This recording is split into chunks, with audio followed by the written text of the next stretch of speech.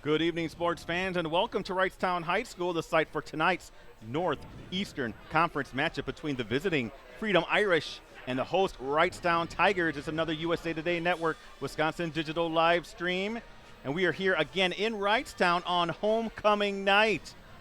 A big NEC matchup, and my name is Ricardo Arguello, hanging out as always with Brett Christopherson. Jim Rosandick's bringing you those high-definition shots, and Brett, we haven't been to Wrightstown in a while, and we can't think of a bigger matchup to have when you're talking about Wrightstown and Freedom in any sport, especially in football. And homecoming night to boot, Ricardo. So a big Week 5 game and a key game, right? Freedom coming in with a couple losses in a row, and Wrightstown with a loss last week to Xavier, its first setback of the season, so a chance to right itself. We talked about it before, Ricardo. You know, now we're in Week 5. We're going to be halfway through the season, over halfway through the season. Now it's that jockeying, right, and playoff positioning. Freedom wanting to keep itself in the playoff contention, and Wrightstown wanting to make sure that it gets a very good playoff seed and keeps itself in contention for a conference championship. So it's a big game here at Wrightstown High School, big Week 5 rivalry matchup. Looking forward to it, especially being homecoming. Yeah, we're expecting a playoff atmosphere because both these are two teams that have had a lot of success in the postseason. We'll mention more about that later in the live stream. But we'll start off with some notes from both teams. I'll start with Wrightstown. Brett will follow with Freedom. Brett Christopherson putting together these notes so nicely every week. We appreciate it. But what do we know about Wrightstown? Well, they're 3-1 coming into tonight's game overall, 1-1 in the NEC. They're ranked 10th in Division 5 in this week's SwissSports.net State Coaches Poll. They're coming off, as Brett mentioned, the 37-20 loss to Xavier last Friday in the Northeastern Conference and Bay Conference crossover game at Rocky Blyer Field in Appleton. That loss was the first of the season for the Tigers, who surrendered 3 fourth-quarter touchdowns to the Hawks to turn a tight game into a 3-score setback. Now, Wrightstown had a big night with its running game, producing 217 yards on 45 carries. Peyton Vandehei led the way with 137 yards and a touchdown, 14-yard score in the third, and he finished with 22 carries. Quarterback Trevor Vandehei was next with 60 yards on 14 attempts.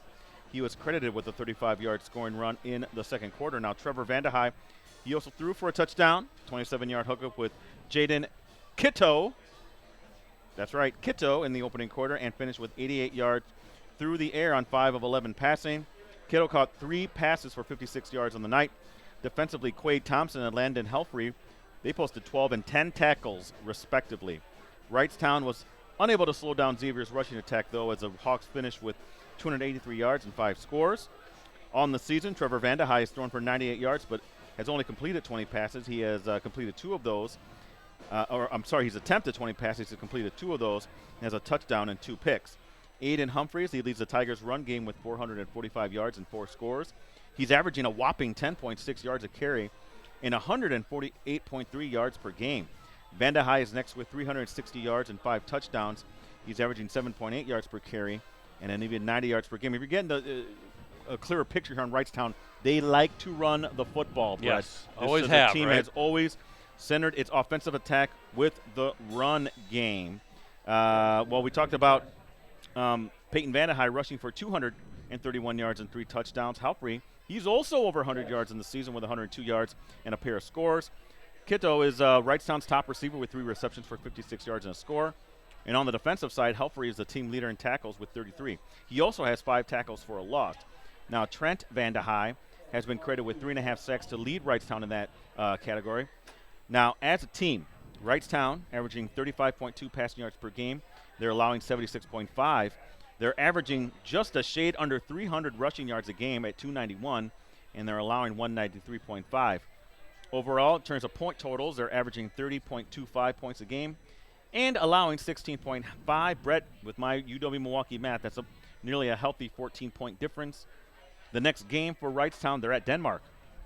That's next Friday, an NEC matchup, kickoff scheduled for 7 o'clock. Brett, what can you tell me about the Freedom Irish? Hey, Ricardo, Freedom 2-2 overall, 0-2 in the Northeastern Conference. Irish coming off a 24-14 loss to Winneconne last Friday. That was a Northeastern Conference Bay Conference crossover game last Friday down at Winneconne. The setback, second straight for Freedom, kind of a rarity in recent seasons. Freedom, which surrendered 8 sacks, committed 2 turnovers, and was held to 216 yards. Both, of the Irish's touchdowns came in the third quarter on a pair of runs from Noah Heinke. The first was a 1-yard plunge, the other a 6-yard scamper into the end zone. That made it a 17-14 game in favor of the Wolves, who ultimately secured the victory with a 1-yard touchdown run later in the third quarter that capped the scoring and gave them a 10-point advantage. Quarterback Drew Kortz threw for 98 yards, 9 of 23 passing in the loss. Heinke finished with 145 yards rushing on 18 carries. Heinke also led the way in receiving yards with 41, while Jack Bonnet posted the most receptions with 3. 6 different Irish players, by the way, credited with catches. On the season, Kortz has thrown for 875 yards and 9 touchdowns while completing 55% of his passes. He has a 108.6 passer rating. His passing yardage leads the conference and ranks 17th in the state in all divisions. Heinke, the Irish's top rusher, with 326 yards and 4 touchdowns. He's averaging 5.6 yards per carry and rushing for an average of 81.5 yards per game. Carson Clausen, he's the team leader in receptions with 15 and receiving yards with 294, which ranks second in the league. Owen Whedon's 4 touchdown receptions. That leads Owen Whedon's 4 touchdown receptions lead the way there. As a team, Freedom averaging 218.8 passing yards per game, allowing 115.2. The Irish are averaging 118 rushing yards per game and allowing 161.2. And taking a look at the scoreboard, Ricardo, Freedom averaging 23.5 points per game and allowing 25 up next for the Irish. Doesn't get any easier. They're at home next Friday night. Luxembourg Casco coming to town. Northeastern Conference matchup. Kickoff is scheduled for 7 p.m.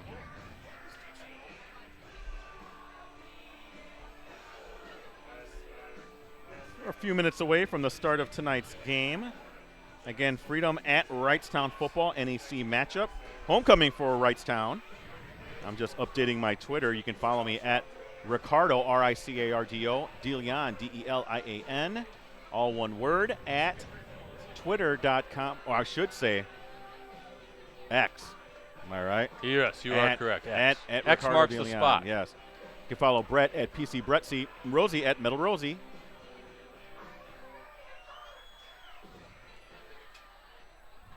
Always nice to be here in Wrightstown. Brett, we've come here several times for basketball games.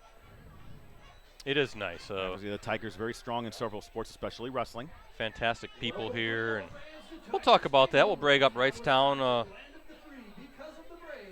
during the stream, Ricardo. And I just want to make mention, anybody watching tonight's game, we are not on Facebook tonight. So if you know of anybody trying to access the game on Facebook, Facebook just is not. There seems to be a glitch with Facebook trying to connect with what we're doing, and that's out of our control. However, watching it on postgresson.com, greenbaypressgazette.com, and also, even more importantly, our USA Today Network Wisconsin YouTube page. So definitely check that out. We'll talk more about the game and everything else associated with the game in a moment.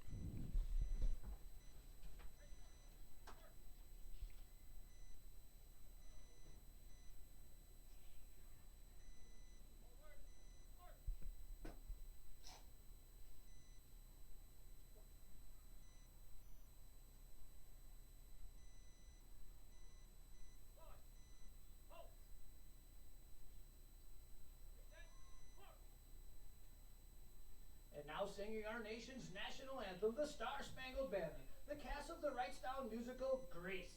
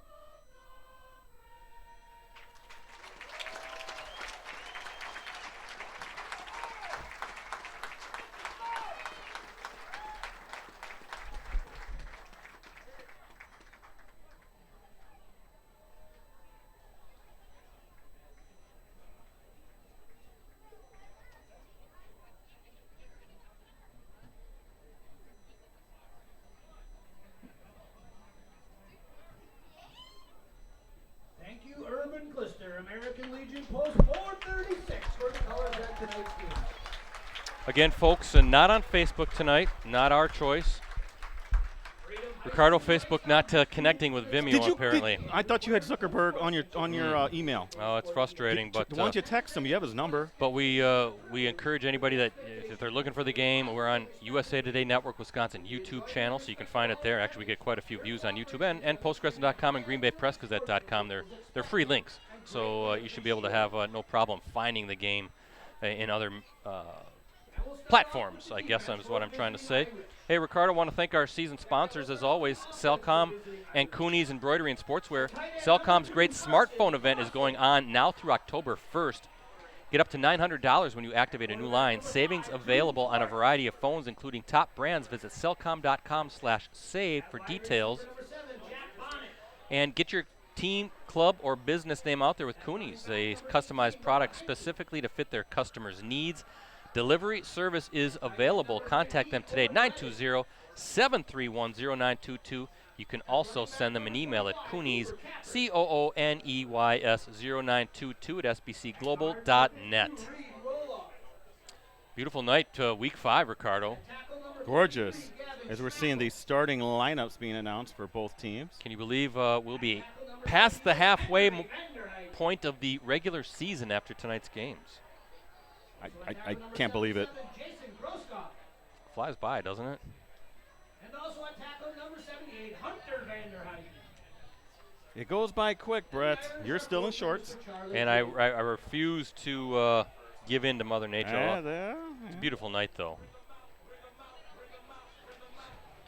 And Rosie's with us tonight, too. I thought maybe he'd be outside, but the threat of rain brought him inside. Okay. We welcome him.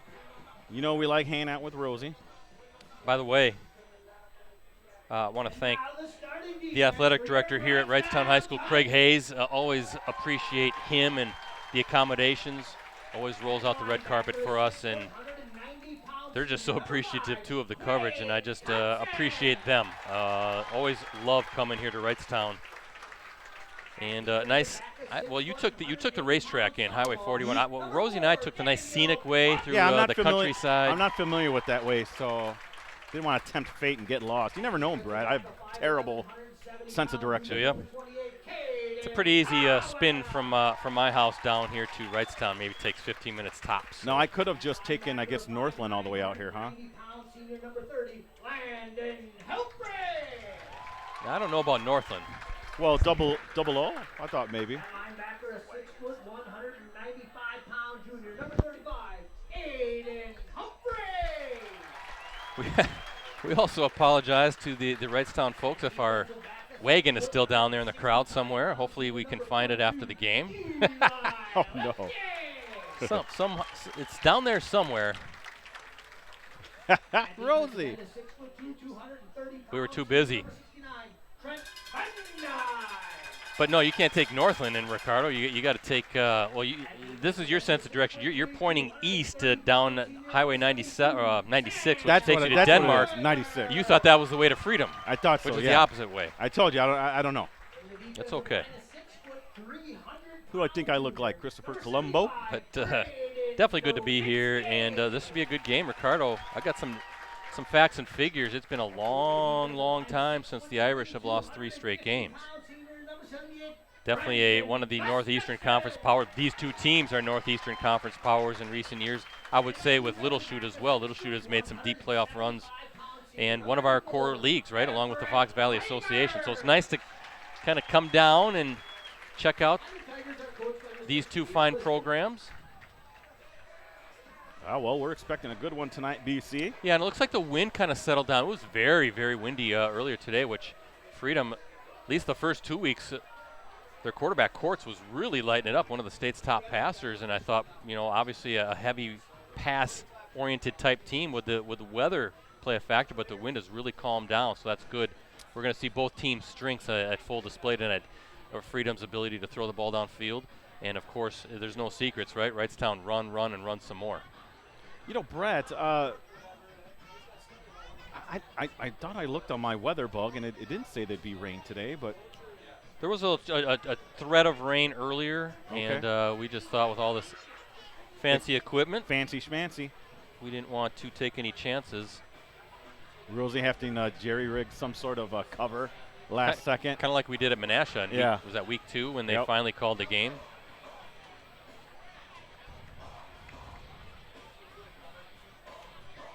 Wrightstown's going to kick off here to start this homecoming game. Talking to Craig Hayes, the athletic director, I said, how in the world do you schedule maybe your most bitter rival for homecoming night? Just the way the schedule worked out. But, there can be positives to that, Brett. The kids will be focused, right, because of the rivalry between the two teams. Absolutely. Long-time rivalry. I got series, some information how far back this rivalry goes. Aaron Hamble, number 4, and number 18, Noah Heinke, back to receive the opening kick here at Wrightstown High School. Great crowd here on hand. Not surprising to see that.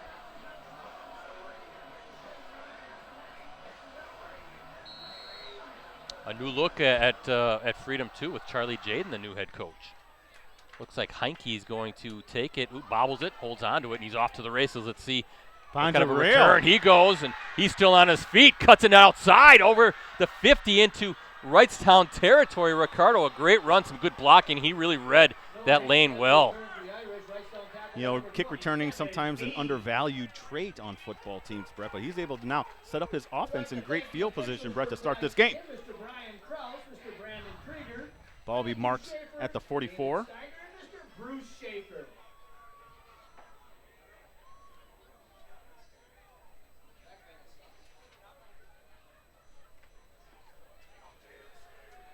So first down at the 44-yard line, and our first look at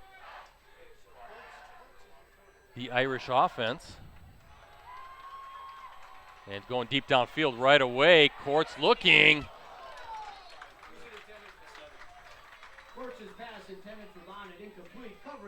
Overthrew everybody there, Brett, did Courts. Brings up a 2nd and 10 again from the 44. Just underway here at Wrightstown High School. Rivalry game between the visiting Freedom Irish and the host Wrightstown Tigers, Northeastern Conference matchup. Ricardo, I know the intended receiver is number 7. I don't see a number 7 on our program. And quick snap, and not much there for who's got the ball there. That's number 18, Heinke, with his first carry of the game.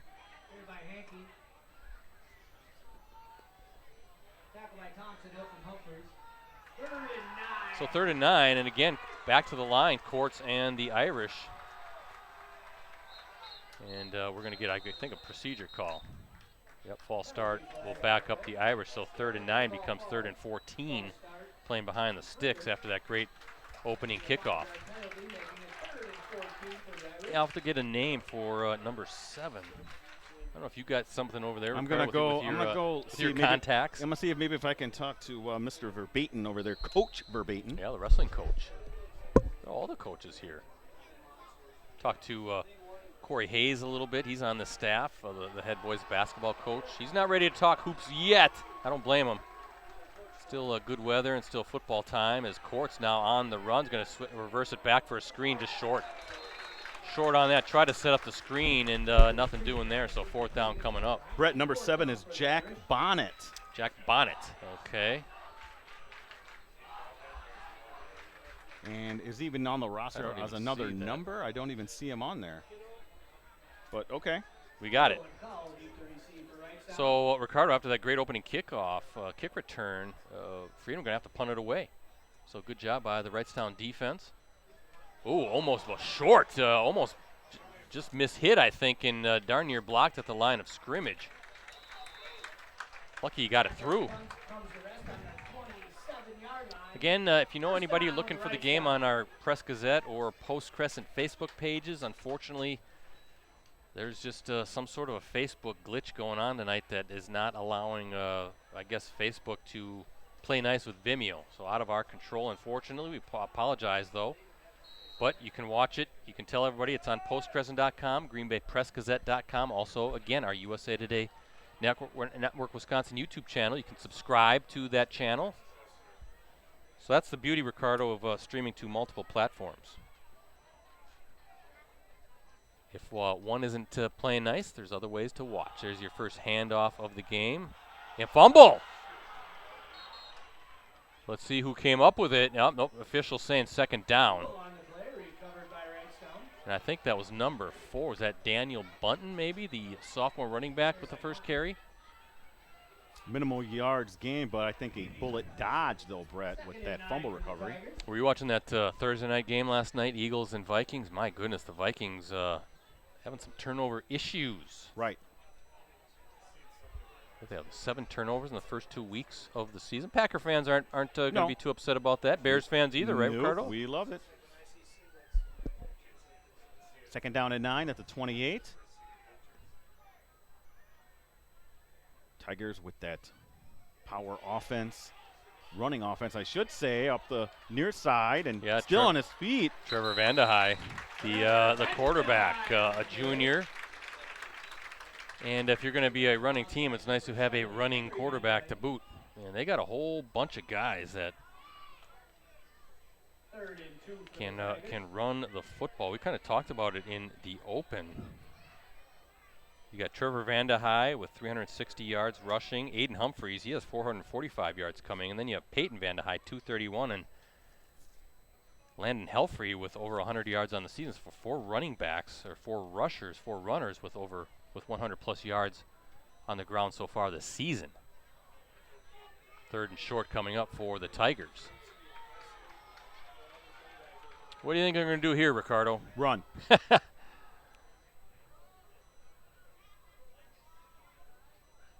Vandehei, we're going to get out. What are we going to get here?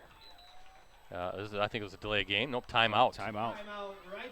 Brett, just an update. Peyton Vandehei is not playing. I can see him there on the sidelines, and I was told that before the game.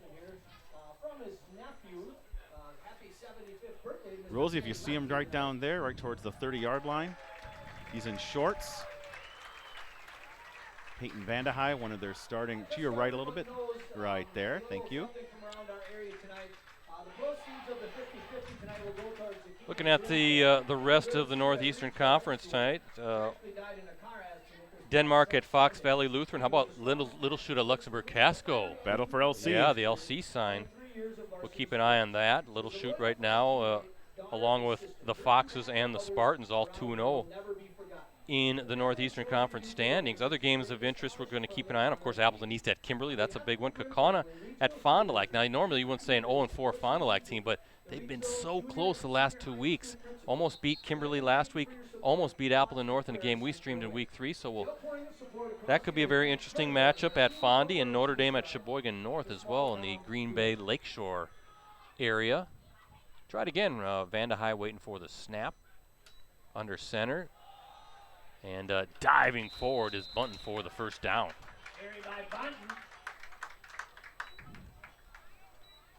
Bunton out to the 38-yard line, enough yardage for a first down.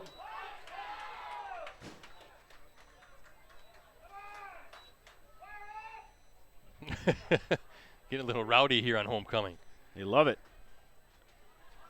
So 1st and 10, Wrightstown in no big hurry. Had to burn a timeout before the delay of game penalty was called. So Vandehei waiting for it again. And high snap. Good job just to stick with it. Vandehei looking for some room along that right side. Dives forward, gets about 5 yards. Could have gotten a lot more, Brett. I think there was a touchdown. Well, not a touchdown, but a long play saving tackle. Because he had a rail to run through. You know, Wrightstown plays that old school type football. You think they'd ever get turf here? Good question. Should have asked Craig Hayes that, the athletic director here. I think the only school in the Northeastern Conference with turf is Little Shoot. I don't believe anybody else has. Yeah, that's a good question. I think you're right, Brett. I know the FEL was looking into it a few years back. First handoff for number 28, Caden Colwell, the junior running back. And third down coming up. 3rd and 5 for the Tigers. 3rd and 4 situation coming up for Wrightstown. I'd see Luxembourg Casco doing that at some point. Seems to be the way, right? All these Neenah and Fond du Lac, of course, with their new facilities, or Neenah, new school. But turf fields for them after years on grass fields. So 3rd down here in the opening quarter, homecoming night, week 5, Wrightstown trying to keep itself in the conversation for a conference title. Vanderhei waiting for the snap. We'll talk about Trevor Vanderhei and what he's got coming up. Nice little play, and oh boy. Oh, we got a flag. I think it's going to be coming back, but a good little play design. That was Jaden Kitto, the junior running back, but Ricardo, a flag flying in the middle of that play. And that flag is right around the 44 of Freedom, and it is a hold. Illegal block in the back on Wrightstown. Actually, Ricardo saying block in the back. Oh, it is a block in the back, right. I'm just trying to see where they're going to mark that off. Right at the 50. Oh, okay. I was going to say, now they place a flag right at midfield, and then they'll mark it off from there. So it'll be at the 40. Yeah. To bring up another, a third down and long now. Right. 10 yards from the spot of the foul. So they'll try that third down run again, or maybe Vanderhei step back and throw it. Yeah, we'll see. He doesn't have a whole lot of attempts through the air. He's only attempted 20 passes coming in, 98 yards, touchdown, 2 interceptions. We have to talk about his baseball prowess here. Say, we know he has an arm. Well, big-time arm.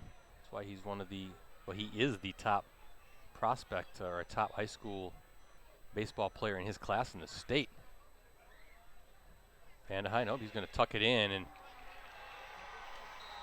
not much there. I'm going to try to get a number of the Irish defender. No gain on the play. 4th and 8 for the Tigers. I think that was number 70 for Freedom getting in there. Henry Vanderheiden, 6'5", 230-pound defensive tackle. And Wrightstown will have to punt this one away. Thanks to everybody checking us out tonight. Again, no Facebook feed. Facebook not working with Vimeo. And I'll continue to announce that throughout the course of our stream here. Out of our control. Rosie and I were on the phone with Vimeo for hours today. Look at that punt. Taking it at the 10 and out right about the 17 or 18. Yeah. That's Hamble. Yeah. Kind of wondered, did that have enough to skip into the end zone? I think Hamble made probably a good decision. That could have just died inside the 5. So out to the 16-yard line. But flipping the field are the Tigers, so long field ahead for the Irish. But again, on our USA Today Network Wisconsin YouTube channel, a lot of people watch these games now on YouTube, Ricardo. 44-yard punt there for Wrightstown, Brett. And first down and 10 at the 16 for Freedom, starting their second offensive possession of the game.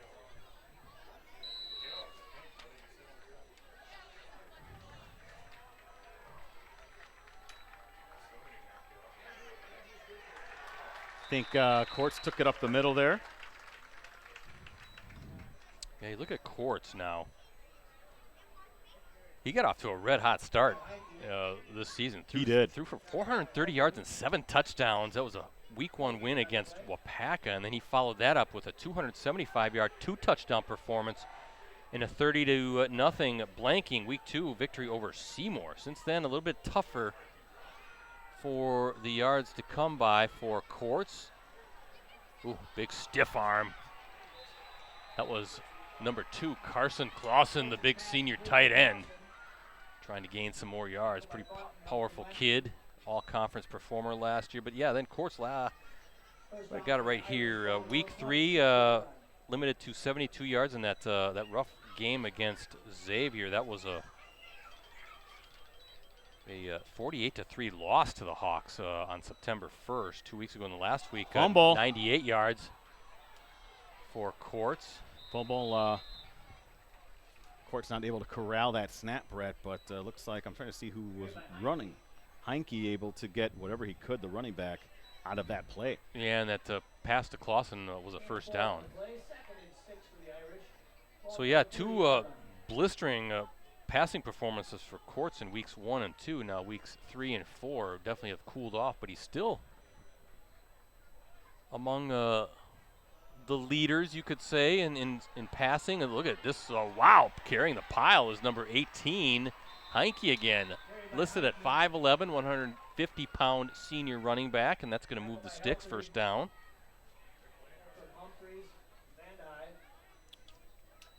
think we mentioned it in the game notes that Court's coming in. I know he is the leader in the Northeastern Conference. 17th in the state in all divisions coming in, 875 yards passing. Nice cutback. That's Heinke.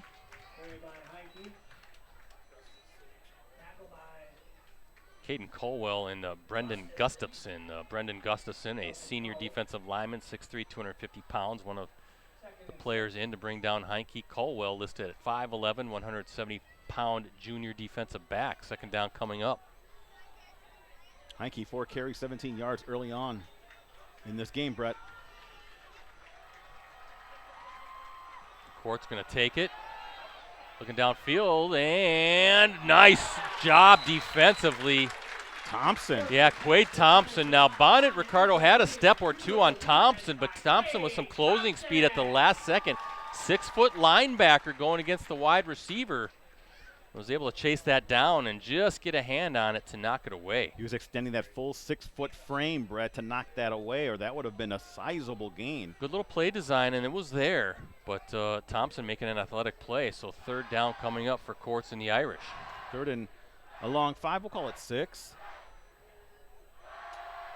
Courts, little toss to Heinke, and oh boy, met a whole bunch of blue jerseys. I think number 5, one of the first ones in there. Again, Quade Thompson. And fourth down, Irish going to have to punt it away.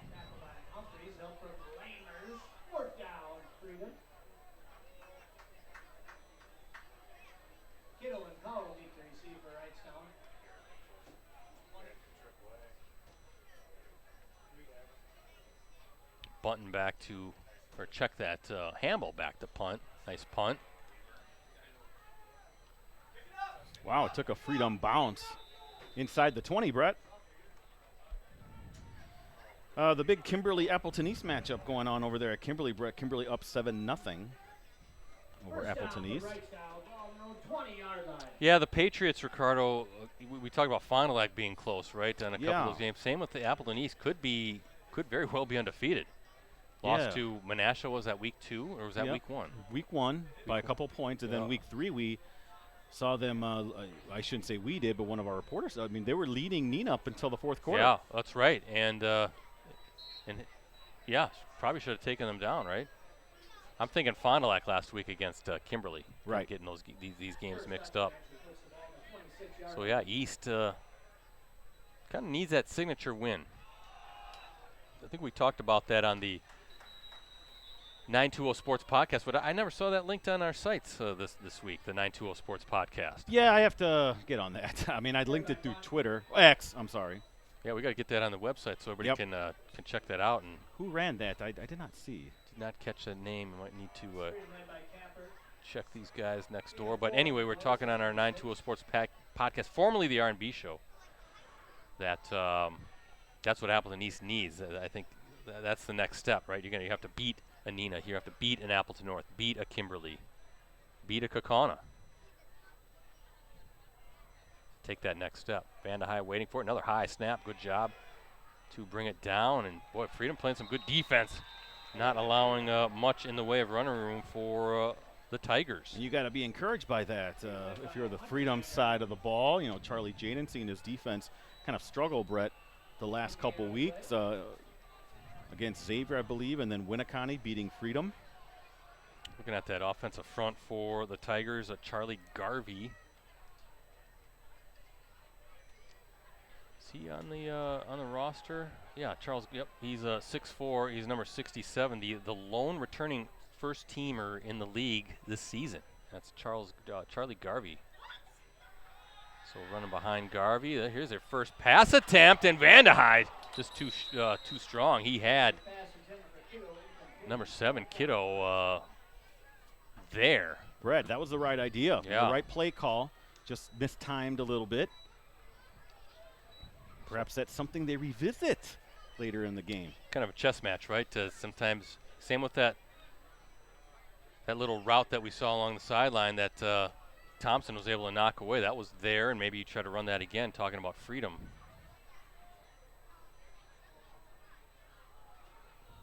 Instead, another punt in this scoreless first quarter, homecoming night at Wrightstown High School. And beautiful punt. Whoa, tough catch for Hamble. And finally brought down. Gives me a chance to let everybody know we got a great deal on a digital subscription right now. Post-Crescent, Press Gazette, any of our USA Today Network Wisconsin websites for the next 6 months. You can get all the benefits with a digital subscription for just $1. 6 months for $1. That's all it costs you for the next 6 months. Unlimited coverage, full access on your desktop, tablet, mobile devices every day. Exclusive subscriber newsletters, the e-edition, USA Today Sports Plus app. $1? That's all for 6 months. You get all of that. Go to postcrescent.com or greenbaypressgazette.com/subscribe. It's not much at all. You can't even go to the dollar store sometimes to get stuff for $1 anymore. Yeah, I know. Isn't that something? Courts with a handoff to Heinke. You mentioned Charlie Jaden, the first-year head coach for the Irish. He's a Freedom High School grad. Not that long ago, Ricardo. No. 2017. Played quarterback for the Irish. His career total is 4,398 yards, 45 touchdowns. Included a stellar senior year in which he threw for over 2,300 yards, 22 touchdowns, a 117.3 passer rating. What year was this graduation year? Yeah, 2017, but Yes. the season was 2016. Ooh, through the fingertips. Looks like it was Carson Clausen, the intended receiver. But Jaden, he was the Irish's co-offensive coordinator last season under Clint Krewalt. Now, Krewalt, I was just looking over there with my binoculars, still on the staff in an assistant role. So Charlie Jaden, was he maybe 20, 25 years old? 24, 25 years old, somewhere around there. Always a thrill to coach your alma mater. Heinke, boy, some razzle-dazzle there on that far side of the field. Zigging and zagging his way to a first down. But got to be a thrill for Coach Jaden, right, to come back to your alma mater and take over really one of these stellar programs statewide, Ricardo, in Division IV. Heinke, 7 carries, 35 yards. Numbers boosted a little bit by that 12-yard run and a first down. First down and 10 at the 40 for Freedom. Little play fake, and there's a nice pitch and catch from Courts to Clausen. I think Freedom last year, state semifinals, falling to Columbus in a pretty good game in the state semifinals. I think that was played in Ripon. And I believe, correct me if I'm wrong, Ricardo, I think Columbus ended up winning the state championship. They did. They knocked off Catholic Memorial. Nina, no problems right now over Oshkosh West, 21-0 Rockets with the lead still in the first quarter. So Rockets trying to bounce back after falling to Kaukauna last week. We streamed that one at New Rocket Stadium. Ooh. Aiden Humphreys, the junior linebacker, getting in there pretty hard against Hamble.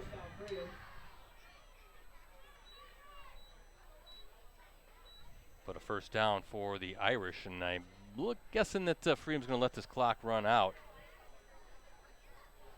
And that Hamble run will indeed be the final play of the first quarter. So as we look at our Cellcom, Cooney's Embroidery and Sportswear scoreboard, scoreless first quarter here at Wrightstown High School.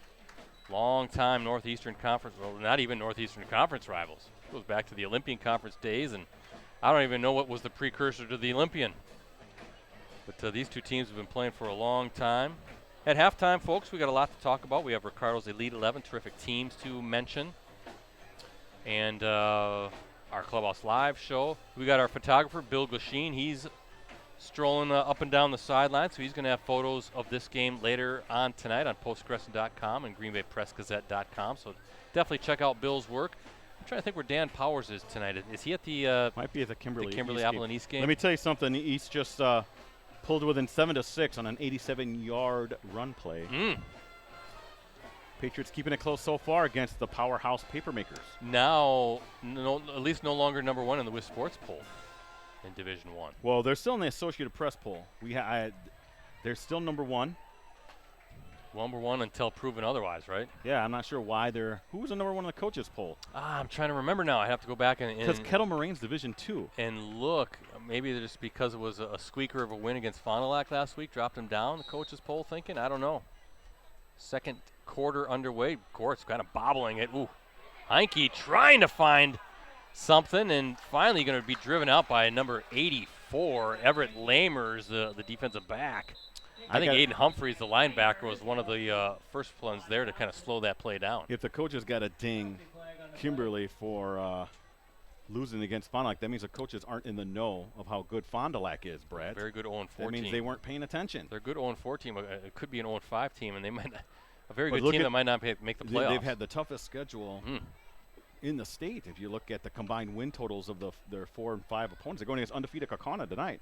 I think every opponent so far for Fond du Lac in the first 5 weeks has been state ranked. Yes. And highly ranked at that. It was Sussex Hamilton, Franklin, Appleton. Well, Appleton North I guess wasn't.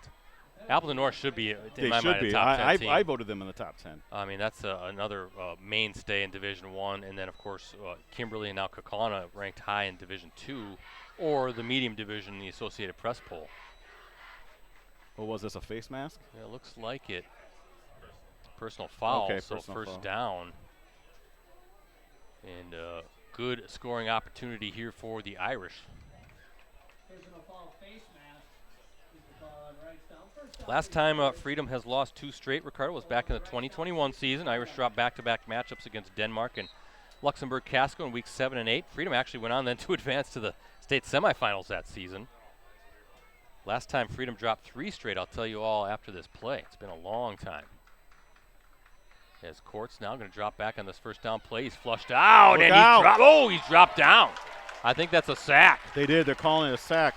That's that 75 there, Braden Nowitzki. Woo, 6 foot, 300 pounds. Yeah. Court sacked in the backfield by Nowitzki. So bringing Courts down. Good coverage downfield. Courts nowhere to throw, and then Nowitzki just busting through into the backfield. Courts really had no chance. How about Nowitzki, Ricardo, the 300-pounder, showing his quickness as well? I was gonna say, and that's a loss of 9 yards, Brett. So second down and 19. This is exactly what Wrightstown need, especially following that penalty, Brett. Personal foul. 3 receivers far side. Yeah, Court's waiting for it now. He's going to roll right and look left. Nope, not there. Oh, they sniffed that out. Yeah, they did. Tigers defense sniffed out that screen. Yep, trying to get a little misdirection play. And now third and a long ways to go here for Courts. But the last time Ricardo Freedom has lost 3 straight, that was back in the 2010 season. It's actually a part of a 5-game losing streak, with Freedom finishing 3-6 that season. So we're talking 13 years ago since 3 straight losses. A very proud program, obviously, and again, one of the state's better programs in Division 4. Both of these programs mainstays when it comes to state playoff runs. Courts, whoa, watch out, fumbled snap, picks it up. And again, nowhere to go. He's scrambling, looking for some help, gonna loft it downfield and knocked away. Caught! Oh!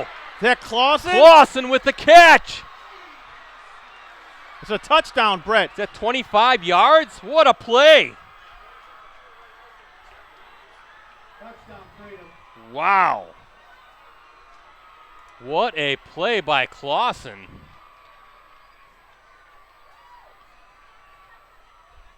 Brett, you got to give Courts credit for scrambling, getting that pass out. It was knocked away. Yeah, it was knocked away. By a Wrightstown defender, and then right into the hands of Clausen. Good concentration by Clausen. And what a score. What a way for our first touchdown of the game to be scored. Nolan Phillips, the place kicker, waiting for the PAT. Phillips, and that one's good. And as we look at our Cellcom Coonies Embroidery and Sportswear scoreboard, the Irish now with the first strike. 7-0 lead for Freedom on that 25-yard hookup from Courts to Clausen.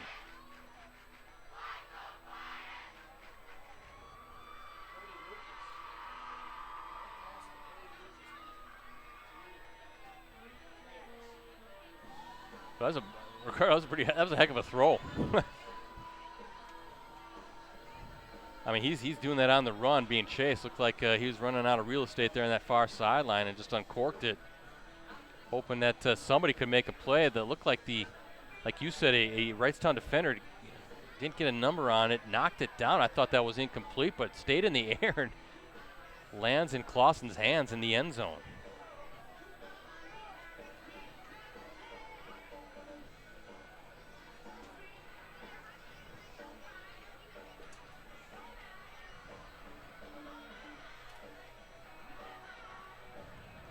Again, we got to give Courts credit, Brett, for actually just being able to get that ball off. He scrambled quite a bit on that play. Went from one hash mark to the other. And then the concentration from Clausen as that ball was tipped right in his area as he was able to pull that down for the 25-yard score.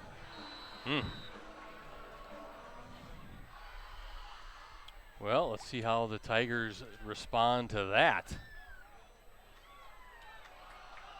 As Kiddo with the return.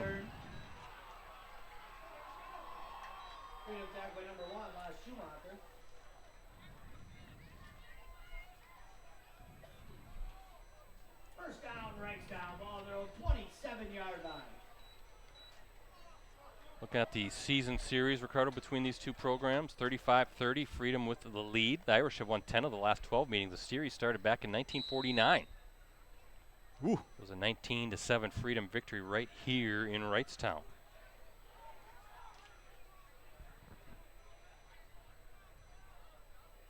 So far, that Freedom defense really doing a good job against this Tigers rushing attack. Let's see what Vandehei does. Oh, wow. Who was that? Number 26 for the Irish. That's Nixon Heinke, just a sophomore. He's listed as a middle linebacker, outside linebacker, and just coming in. And no gain on that run. No gain on the play, 2nd and 10.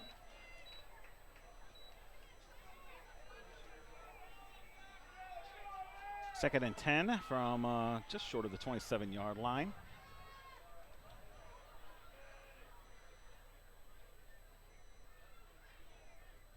Tigers.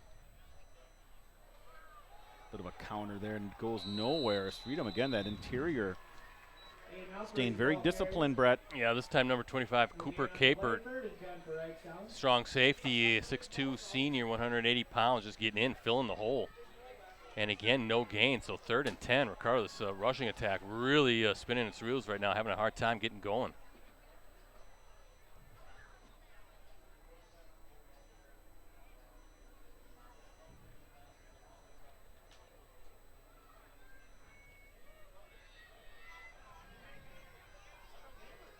Tigers trail 7-0, 25-yard touchdown from Courts to Clausen, the game's only score. Vandehei gonna let it fly, nice going downfield. Ooh, just a little high. Kiddo, the intended receiver. Was that Courts, the quarterback back there? The free safety now. And a quick 3 and out, so good job by that Freedom defense. Again, I think it was a good idea. I think just the ball needed to be placed better.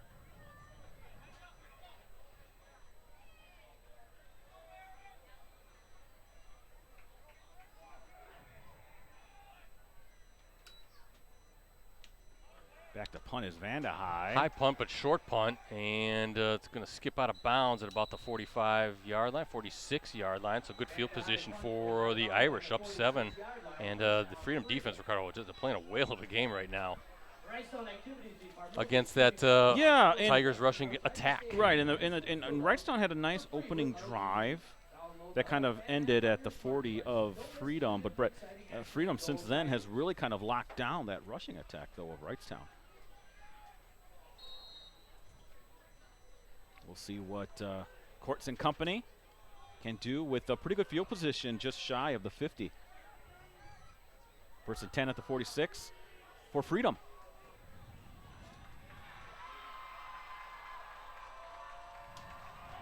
Heinke with it. He's got some space. Nope. Good job. Oh, almost cut it inside.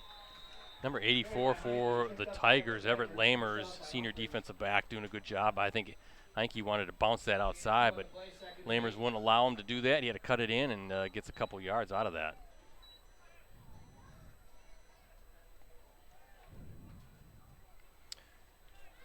Yeah, 1949 was the first time they met, and the series was uninterrupted from 1949 through 1998.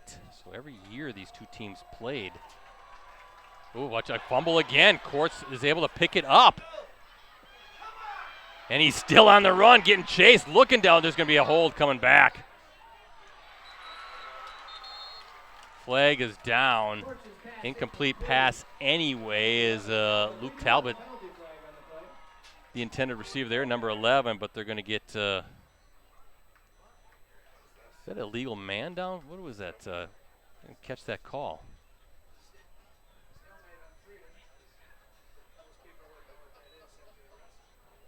See, the whatever it is, the Tigers coaching staff telling them to take them back. Yeah, you gotta push them back, right?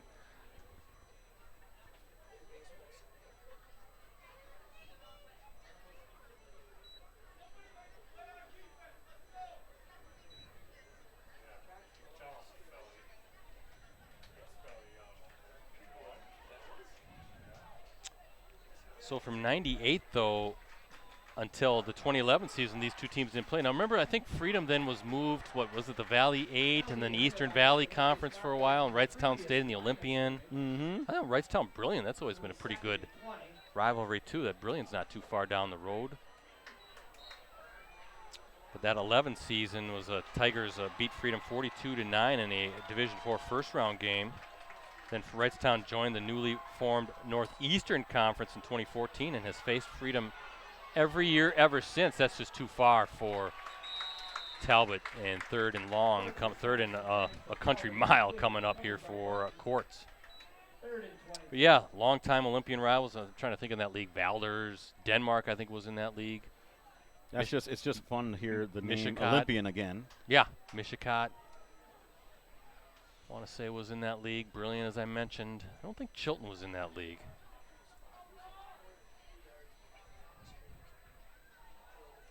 All these smaller communities around here. It's always fun on a Friday night to check out how the towns come out to support their high school football team. Third and long for Courts. Little pump fake. He's got all day.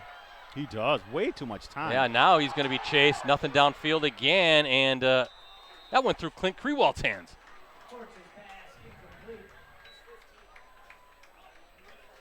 And some frustration, I think, for the Irish as well. That just wasn't a very good-looking drive, Brett. No, not at Obviously, all. the penalty having a damaging effect on it. But also, you got to give the Tigers a little credit, Brett, doing a good job of covering the Freedom receivers. Yeah, both defenses playing well, and in fact, kind of an acrobatic-type crazy catch is what led to this first score.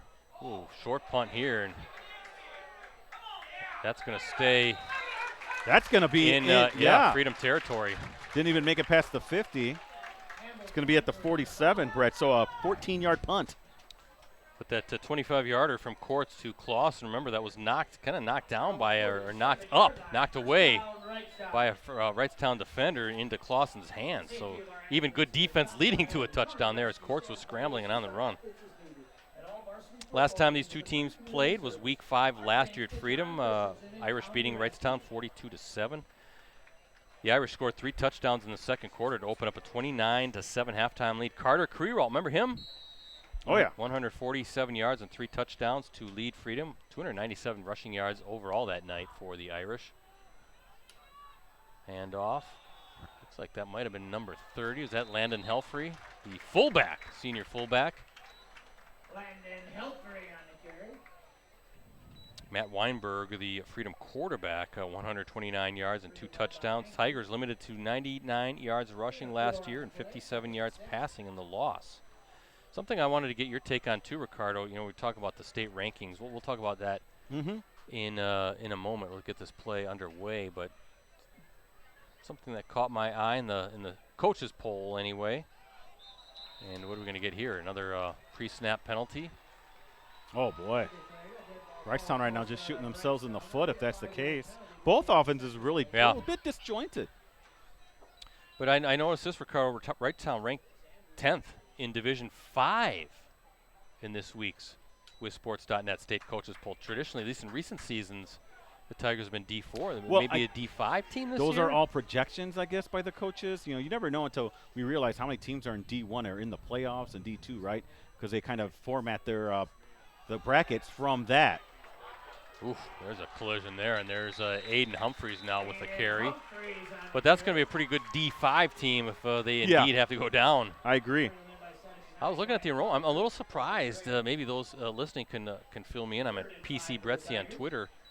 But this is a growing community, right? I would think that enrollment would be going the opposite way since this is in between Appleton and Green Bay, and you see new subdivisions popping up here in town. Real nice community. Very nice. But I'm a big fan of the Coca-Cola distribution center that's nearby. Yeah, you gonna stop there on your way back? I might have to.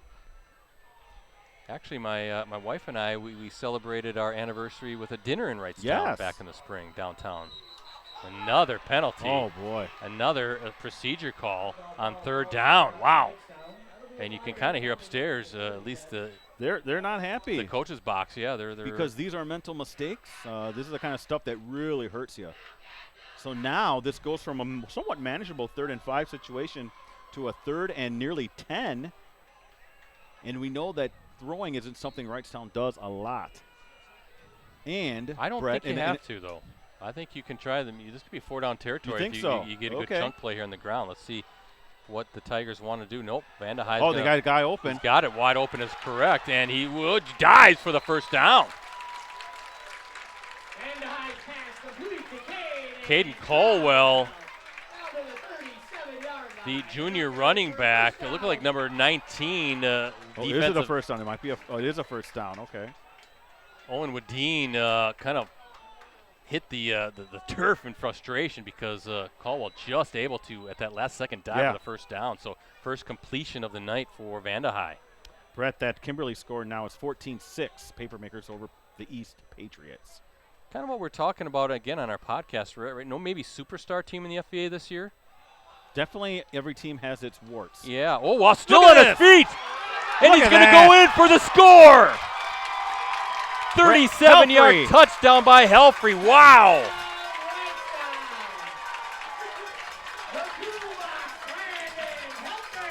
Well, let me tell you, Brett, that's why you do those squats. That's why you do the deadlifts and the clean and jerks. Strengthen those legs because he just powered his way through I don't know how many broken tackles. Wow. I think they called him the toolbox. They did. Here in the press box. But boy, oh boy, just running through arm tackles was Helfrey. We're looking at him down there on the sideline. He is pretty put together pretty well below the waist. You can see that those legs, tough kid to tackle. Button in for the PAT. He bangs that one through.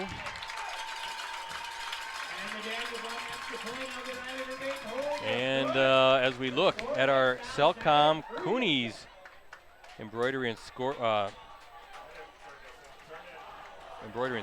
scoreboard, 7-7 the tie. Sorry, folks, just kind of jotting down some notes here. You have 37 yards, right? I had 37 yards, yes. 37-yard run.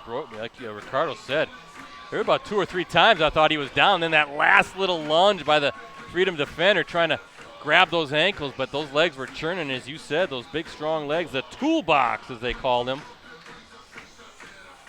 Landon Helfrey, 5'9", 190-pound senior fullback, just busting through the middle of that line, refusing to go down and tying this one up at 7 apiece. We've got a good Northeastern Conference battle going between these two rivals. Freedom will stay D4. Little shoot as well, but was kind of surprised to see Wrightstown's enrollment, at least on the WIS Sports site, low 400s. Wow.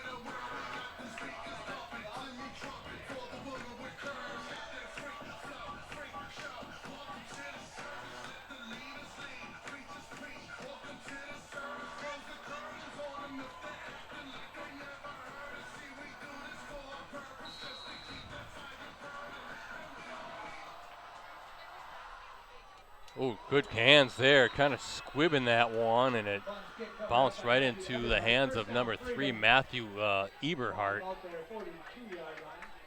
And a good field position for the Irish.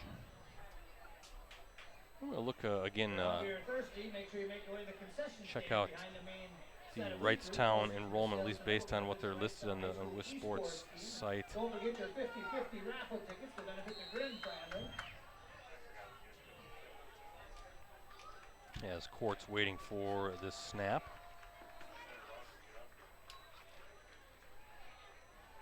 Ooh, nice spin move to break a tackle was Heinke. It's about 4 or 5 yards.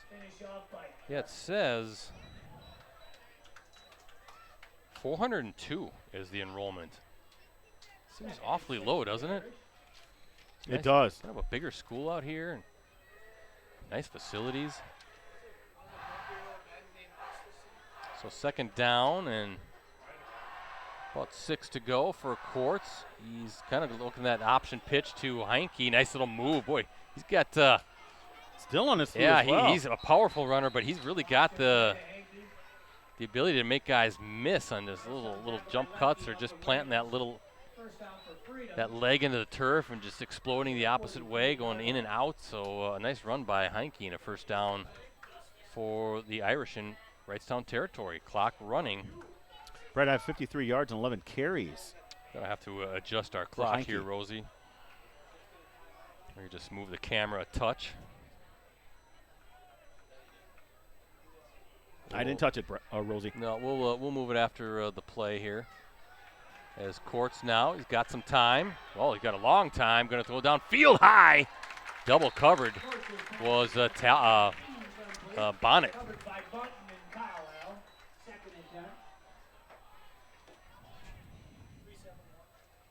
By the way, another big game going on in the southeastern part of the state, Brett. Muskego leading Mukwonago 17-7.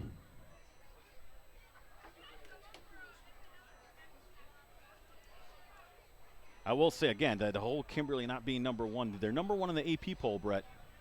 I think they got 7 first place votes. I want to say Kettle Moraine is second.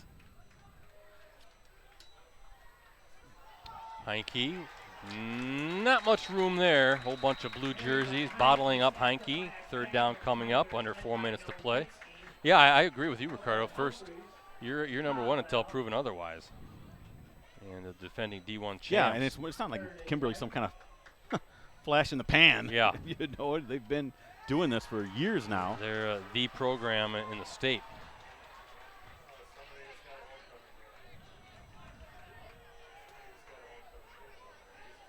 Third and 10 from the 43 of Wrightstown.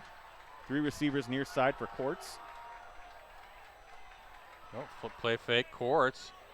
And let's see, pass is to Talbot, and where are they going to spot this? It'll be shy a couple yards. 4 down territory, I got to think, right? Yeah, 9-yard gain, so it'll be 4th and 2, Brett. Yeah, inside the 35. They'll see officially at the 34-yard line. Irish trying to keep this drive going as we approach halftime. Again, stick with us at halftime. A whole bunch of stuff to talk about.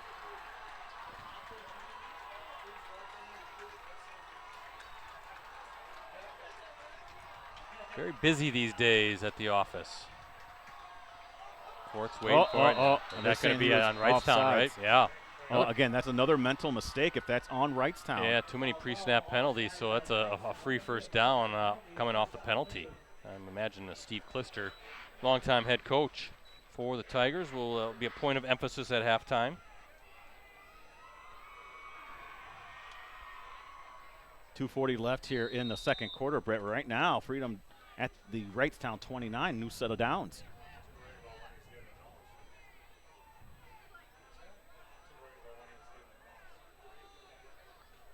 Three receivers far side for Freedom.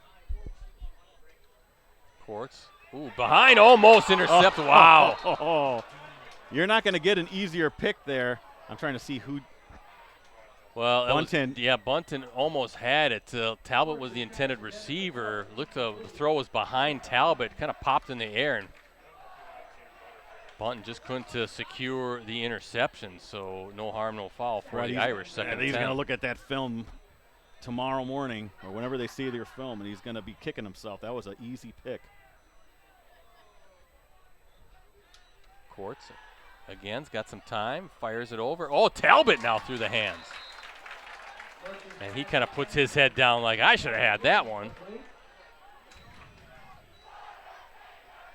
It's a chant of Butterfingers going on by the Wrightstown student section. So 3rd and 10, we'll try it again. Ball's not slick out there, is it, Brett? I don't think so. At all? No, just. It's just that's about the 4th or 5th time we've seen the ball carom off of a receiver's hands or defensive back's hands. Courts again, quick to Clausen and incomplete. Yeah, he couldn't secure the reception. He did, and I think there was some pretty good traffic there in the middle of the field. It might have been a Wrightstown defender getting his hand in there to knock it away. But 4th down, so Irish would imagine inside the 30 down to the 29 will go for it here. I was going to say it would be a short 40, not a short, but 42, 43-yard field goal. So yeah, you could punt it away if you wanted to try to pin them deep as well. But instead, Coach Jaden, nope, I think we're going to get a timeout for the Tigers to talk things over on this 4th down play coming up. I'm looking at Drew Courts' numbers, Brett. He's 4 of 16 for 53 yards. He's only completed 1 out of his last 7 throws. Wow. So it's been tough sledding for him. Both defenses playing physical, playing tough, right? A lot of mistakes on both sides, playing behind the sticks at times. 21-6 now, Kimberly with the lead. Ricardo, 25 seconds left in the half. Wow, they responded well. See, they got punched a little bit by East, coming back with some couple touchdowns.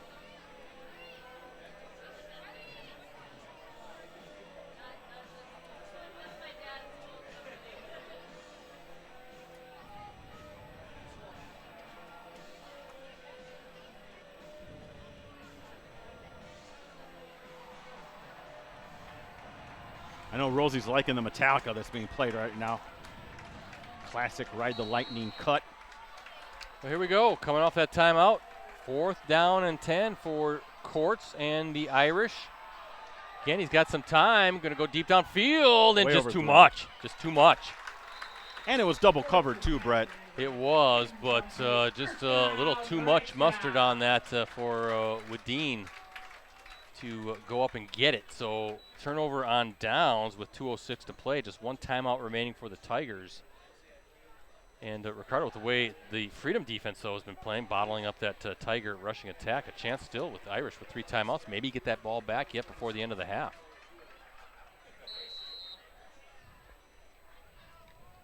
The first play here is critical for Wrightstown. See if they can get positive yards, maybe a big chunk play.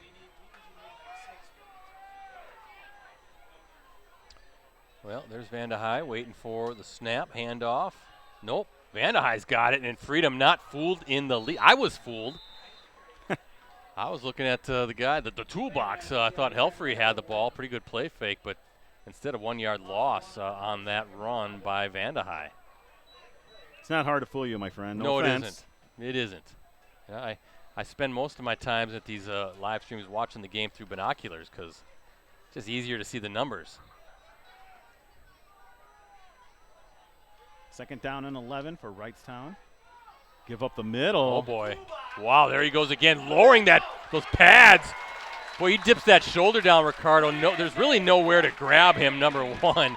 And then that center of gravity is so low to the ground, you think you got him. He just bounces you off you like a pinball, keeps pushing his way forward. And first down by Helfrey. I'd give him the ball more. He has 3 carries for 55 yards unofficially for Helfrey, the toolbox. This time, Helfrey, the lead blocker for Humphreys.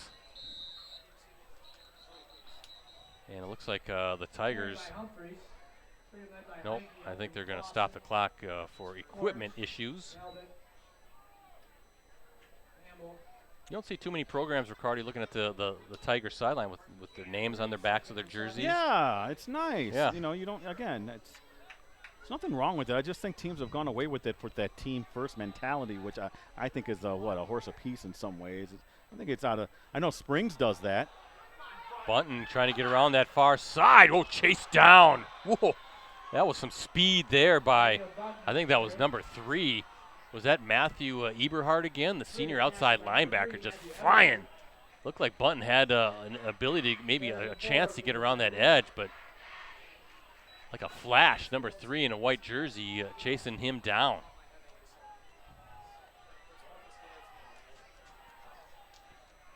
So 3rd down. And that's Humphreys, and I would think the Tigers want to burn a timeout. Well, they're going to move the sticks and quickly to the line of scrimmage, trying to conserve that timeout. They'll clock the ball there. 2nd down coming up at 20.3 seconds to go. 2nd and 10 for the Tigers. The Freedom 46-yard line. So now I have an unofficial total for Humphreys, 4 carries, 62 yards, Brett. 2nd down and 10 from the 46. They're in Freedom territory. Got a text from our colleague Mike Sherry, 21-6 Kimberly with the halftime lead. If anybody has a Little Chute Luxembourg Casco score, that's a big one in the Northeastern Conference tonight. Looks like Freedom timeout here. Try to look for it on Twitter. I didn't see it. Anybody knows what's going on? I believe that's being played at in Luxembourg tonight. Fondy is up 14-10 over Freedom, or I'm sorry, over Kokona at the half. Okay. They scored a touchdown off interception. So that's a big one to watch. Finley Dorio, one of the top passers in our I think that's his first area. pick of the year. Might be the sensational Kokona quarterback. Thought Nina did a pretty good job of kind of bottling up that passing attack, but the Ghosts really ran the ball well against Yeah, Nina and it was a week. nice varied attack. It wasn't one person. Yeah. He had a nice mix of runners. Speaking of which, the head coach at Kokona used to be the co-head coach, Matt Binsfeld. At Kokona used to be a co-coach with Steve Klister here at Wrightstown. That's true. Won a state championship together. Kokona and Wrightstown really just essentially neighboring communities just down the road from each other. Very close drive. Let's take 96 or what was that, County Z back into town, back into Kokona. You're asking the wrong guy. I don't know where I'm going. Why don't you do some exploring sometime? I don't know where I'm going. 2nd down for Vandehei. And he's going to drop back. Fire. Watch out. Oh, boy. Oh, boy. This is going to be a pick 6 down the near sideline.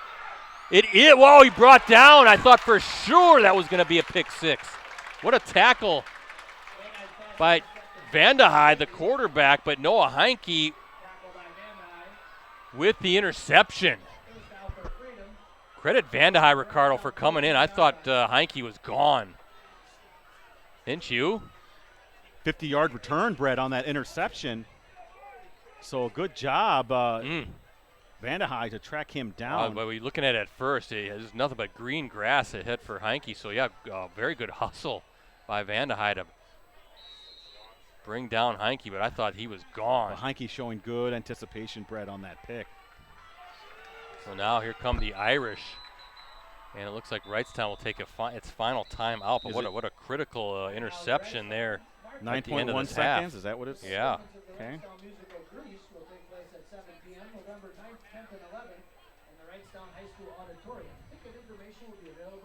35-7. Nina leading Oshkosh West. Brett, did you hear? Their theater group is performing Grease. Yeah. I love Grease. Beauty school dropout. You know, who was that? Frankie Valley? Who was that? Avalon? Avalon? Yeah. I thought you were going to give me a little John Travolta. Oh, no. And for karaoke, I do Beauty School Dropout all the time.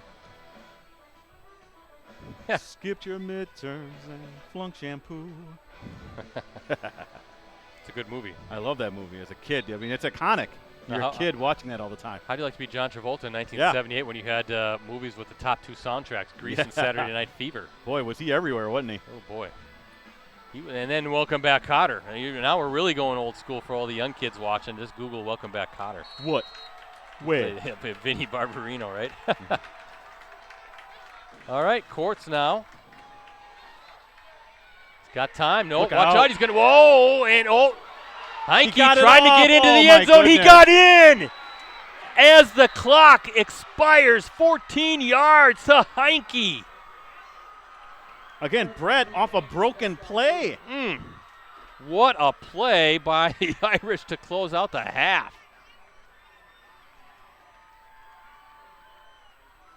Second touchdown pass of the night for Courts.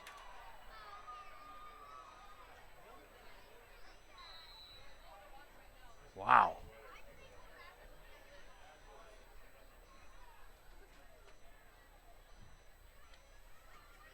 And Nolan Phillips with the PAT to close out this first half. And it's good. Ricardo, what incredible turn of events here for this first. Heinke with the interception, and then with the touchdown reception. Yeah, I think what's got to kill Wrightstown is that both of those touchdowns came on pass plays they could have prevented. They had Courts down, and Courts able to escape, make a play with his feet, and get 2 touchdowns passing. I want to say big old number 75 had him dead to rights, Brett. Yeah. Nowitzki. So a 14-yard hookup.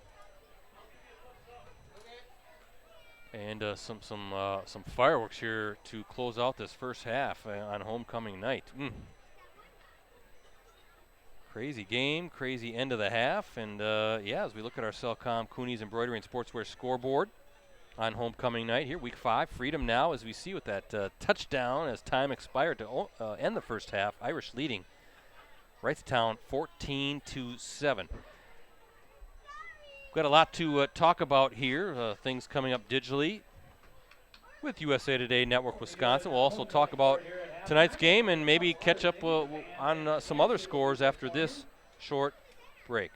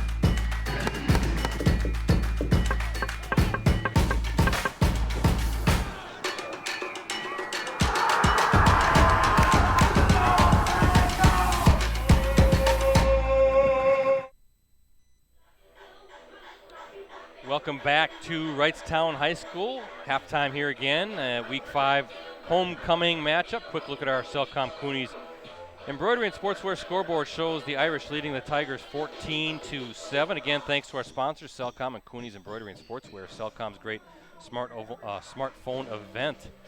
That's going on right now through October 1st. Get up to $900 when you activate a new line.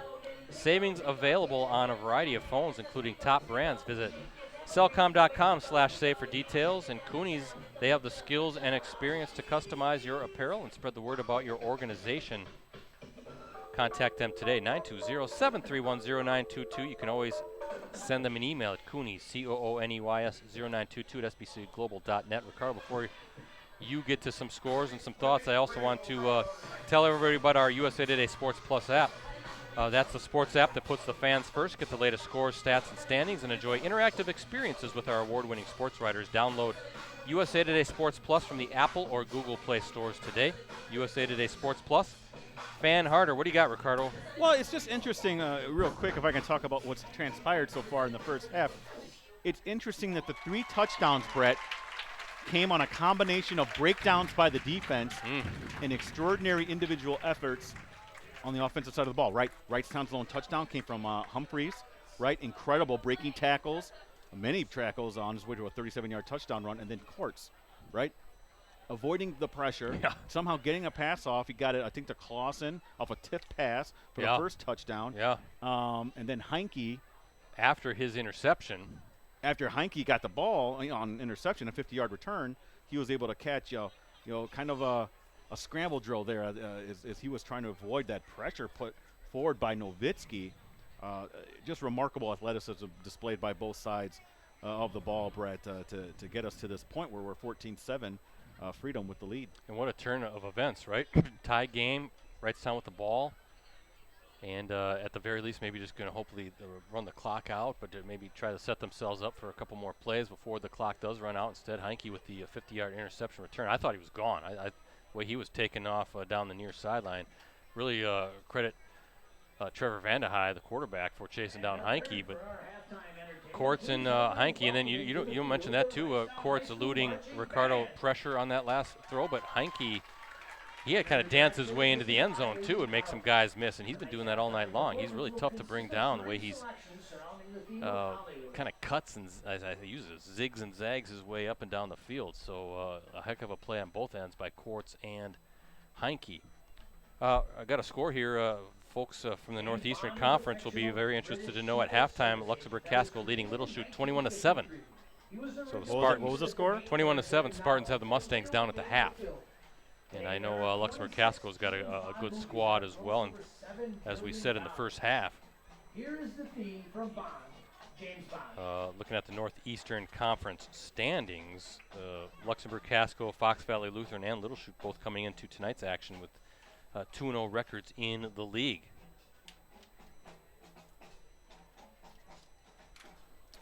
Gonna see if I can get some updated scores. We knew the halftime score between Kimberly and Appleton East, 21-6. Kimberly leading Appleton East. And then the big one down in the southeastern part of the state.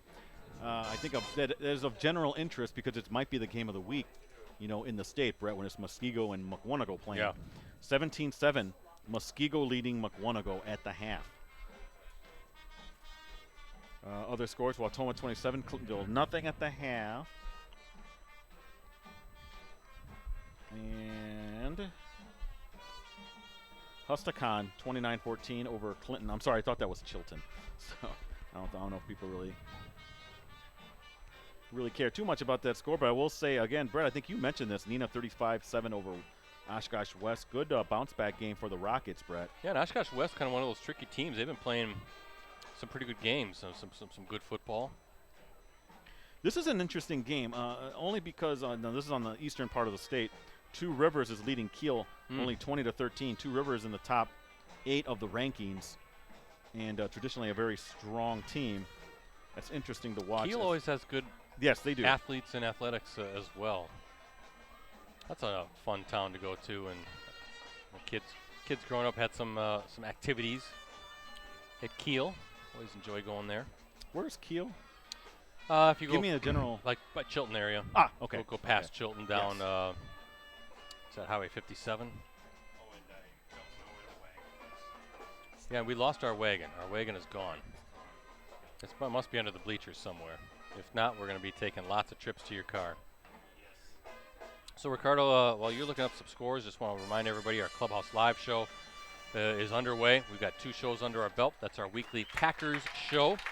Takes place every Monday at 6:30 from the Fox Club at Neuroscience Group Field at Fox City Stadium in Grand Chute, home of the Wisconsin Timber Rattlers. That's our new home, and so thrilled to have our show there. We've had 2 great crowds to start.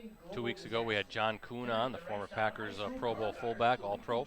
And last week, this past Monday, Keyshawn Nixon and Josiah DeGuara. Of course, Keyshawn Nixon, the All-Pro return man, and did a nice job playing slot corner again that Week 1 win against the Bears.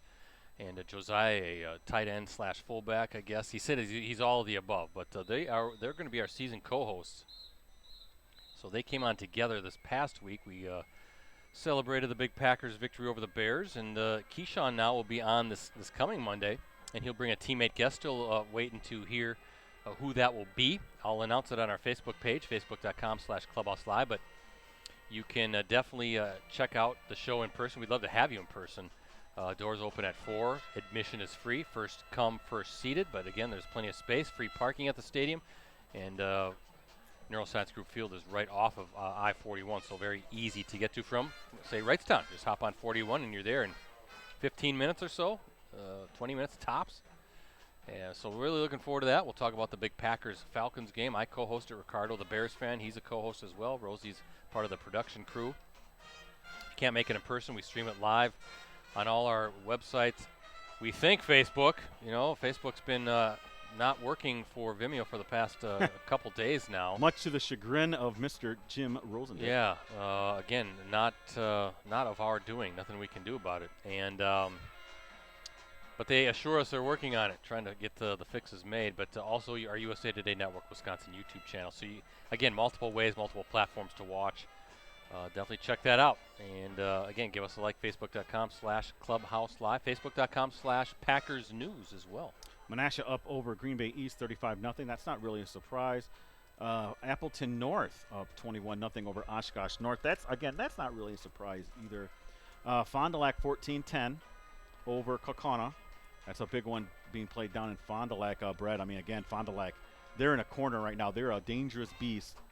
My boss, Mike Sherry, he saw Fond du Lac last week, and he thought they should have beaten Kimberly. He says that team is loaded with talent.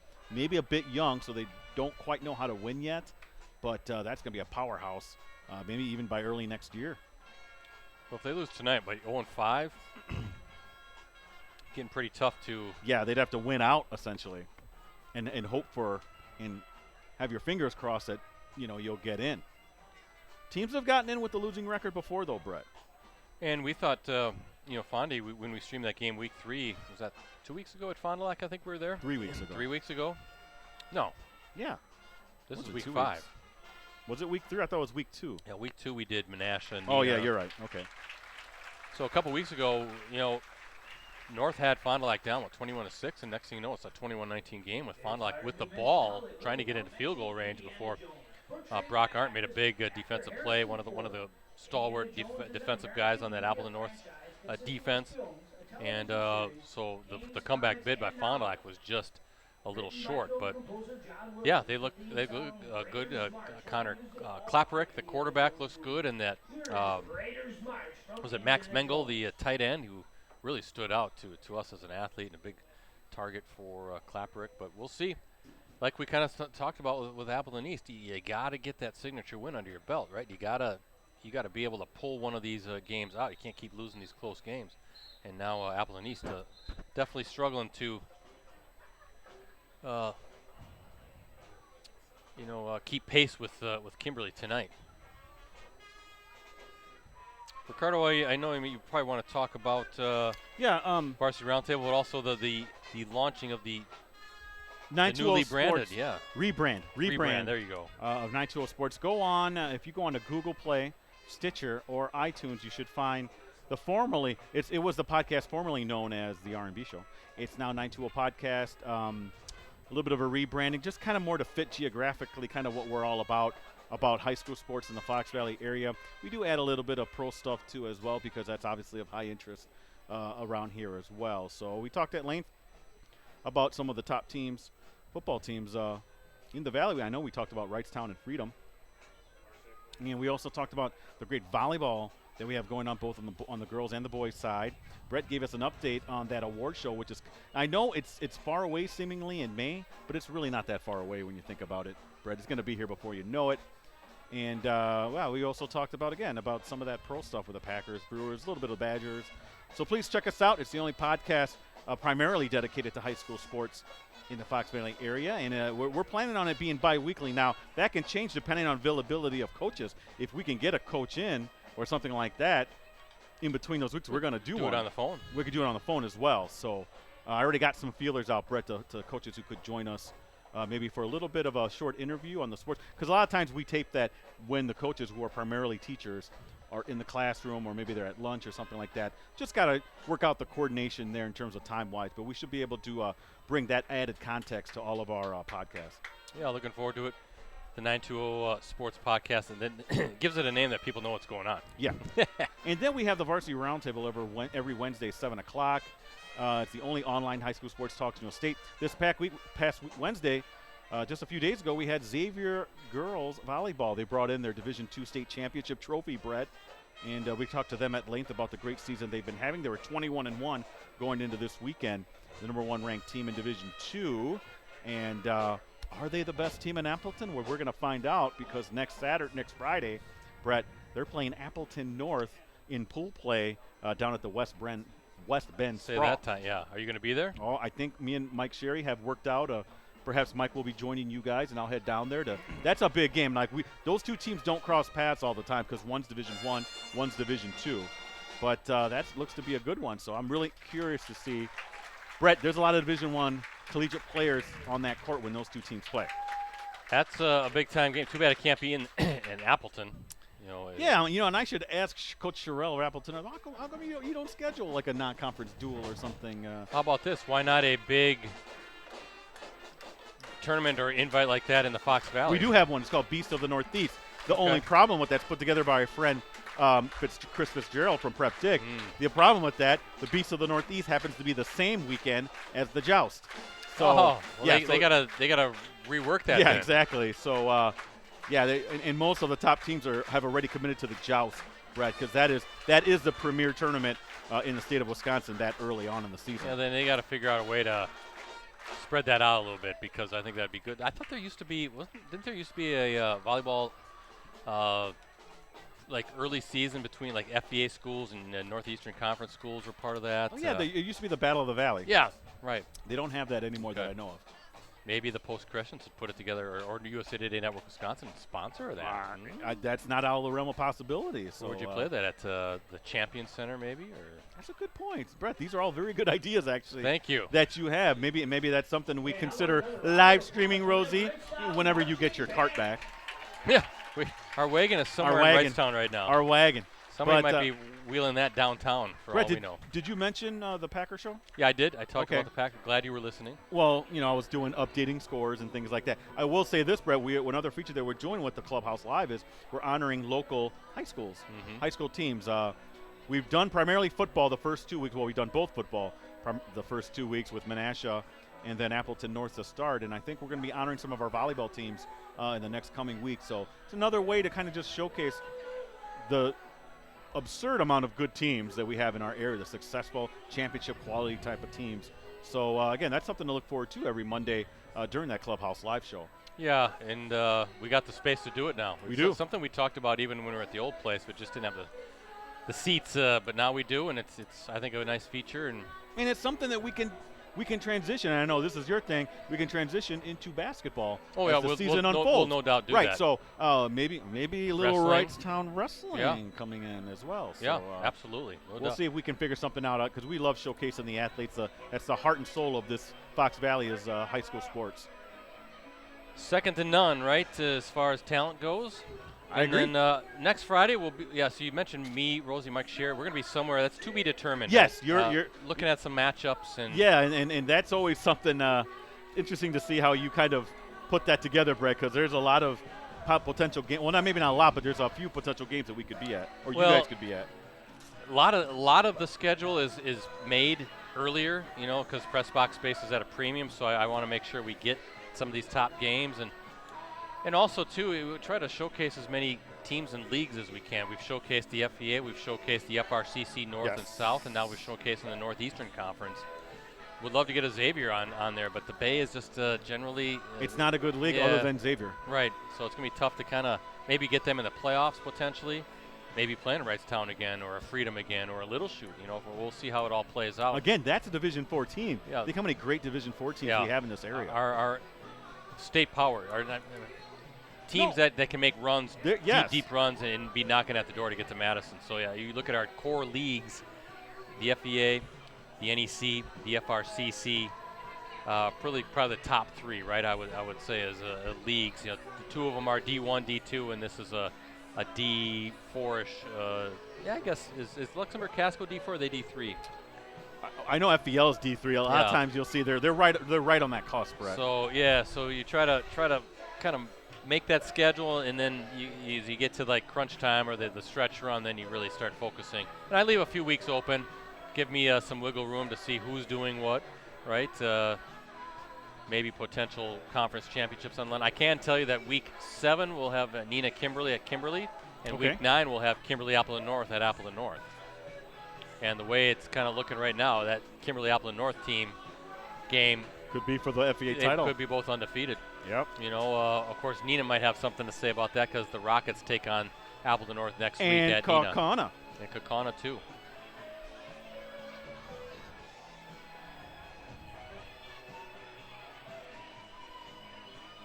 Third quarter about to get underway. The scoring all in the second quarter, guys, right? 5-yard touchdown pass, or 25-yard touchdown pass. This is Freedom from Drew Courts to Carson Clausen with the 10:31 mark, made it 7-0. Wrightstown answered that 37-yard touchdown run by Landon Helfrey with 5:15 to place, made it 7-all. And as time expired, Courts again, a 14-yard hookup to number 18, Noah Heinke.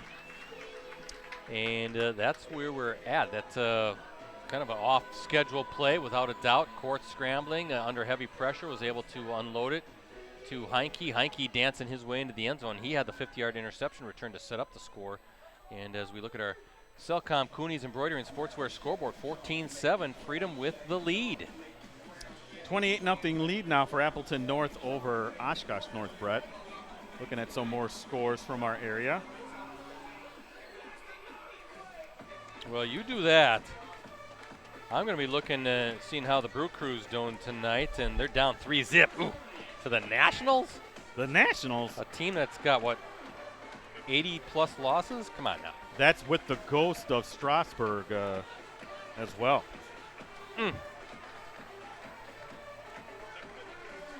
Can't be doing that. How many games are they above the Cubs? 4.5, I believe. Okay, well they push that out a little bit. They do, but you got to take care of teams like the Nationals at home, right? I guess the key now, if you just win series, you'll skate into the playoffs, but you don't want that last series against the Cubs, the season-ending series, to mean anything. You want to have that division wrapped up. Second half underway. Freedom kicking it off, and wow, big hit. I think who's that? Number 20. Is that Jaden Kiddo with the return? And we are underway. So Ricardo, if you're both sides, right? Steve Klister and Charlie Jaden, I guess your message is because it was a goofy second quarter in particular, a little sloppy both sides. Just do what we do, right? For Wrightstown, it's just been a couple breakdowns on defense and a very good scrambling quarterback that's kind of led to their 2 touchdowns. I mean, there's no need to change the game plan. They're only down by a score, Brett. So I think it would be nice if you could start fast with this drive to open the second half. And no pre-snap penalties, right? Yeah, that too. Definitely got to clean that up as Vanda High now just nowhere to go. That Freedom defense really flying to the football, making it very tough for that rushing attack to really get any footing right now. 5-yard carry there for Vanda High. He has 6 carries for 16 yards in the game. 2nd down and 5 from the 36 for Wrightstown.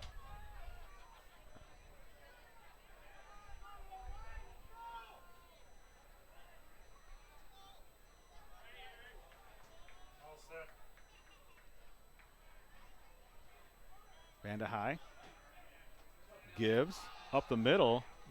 Again, wrapped up. There's a little bit of a push. That was Daniel Bunton, number 4. But then it just, the holes plug up, and nowhere for Bunton to go. Looked like he kind of lowered those pads and had maybe a chance to kind of get through that mess, but he stood up and pushed back. So 3rd and 4 maybe coming up for the Tigers here. Big play right here to start the second half. I'd give it to Humphrey. Vanda High looking downfield, and complete. He did. And that's to Colwell. Good concentration of Colwell to come down with it. That was a little bit low, but yeah, they needed 4, but got 6. Yeah, it does the job, right? Moves the chains and keeps this drive going. Yeah, he had actually Humphreys was out there blocking for him, so little roll out, get some guys in front of you to make sure you don't have anyone pressuring you. Some big boys on that offensive line. Looking at number 67 in particular, we talked about it. Charles Garvey, 340-pound senior offensive lineman, 6'4". Now what do we have? Another procedure call, Ricardo. I tell you what, that Garvey, Brett, he was on the short list to be on my Elite 11. Were you close? Yeah, he was right there. First teamer, again, the only first team offensive lineman returning in the NEC this year. Big, strong kid. He was definitely on my top players to watch overall, top 25 area football players. Vanda High kind of try to run that Clausen. way. Yeah, boy, just filling the holes, and you can see Clausen celebrating that tackle.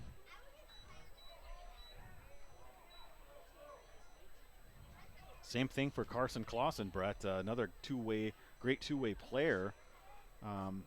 He was close just missed out the Elite 11. Yeah, I remember talking over that team with Mike Sherry, and I think we went with the tight end from Neenah. Luke Keller. Yes. He was rated a little higher on the overall rankings of senior tight ends. Ricardo, he knows you're here, and he's out to prove a point. Huh? Yes. Vanda High again. Looking for some blocking. He's got some. Yeah, cut it through and dives for close to the first down, maybe a couple yards shy, but a good run getting out in space on that far left side. Good blocking. Well, and right at midfield. Brett, he was patient, right? He waited for his blocks to develop, and now it's a very manageable 3rd and 3. Yeah, you think maybe the toolbox could get a touch? Oh yeah. That would be number 30. Landon Helfrey, yep, the fullback. And could be his time here on a big 3rd down play again as Wrightstown running to the line of scrimmage. I see him right there in the fullback position. Yeah, let's see if he gets the carry. Nope. Oh, Vanda High is going to try to use his lead blockers and trying to cut it in. Just gets the first down. That'll move the chains. Probably got a couple yards more than he needed. Ball in Freedom territory at the 45. Got just kind of some sweeps on each side, Ricardo. What was the old Lombardi line? You got a seal here and a seal here, and you run it up the alley. Am I right? You're right. And those old Lombardi stories where they say they'd run that sweep like time and time again, just repeatedly, because teams couldn't stop it. It was so well executed. It's a nice drive so far by Wrightstown, Brett. 6-play drive. Started at its own 31. Now they're past midfield at the 45 of Freedom. Key conversion pass on 3rd down to keep this one going.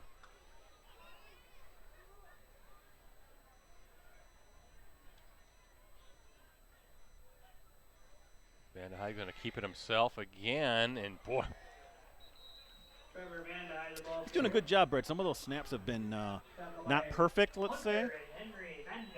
Henry Vanderheiden, the junior tackle, 6'5", or defensive tackle, 230 pounds, getting in on that tackle, and then he helps Vanda High back up. 36 yards on 10 carries for Vanda High.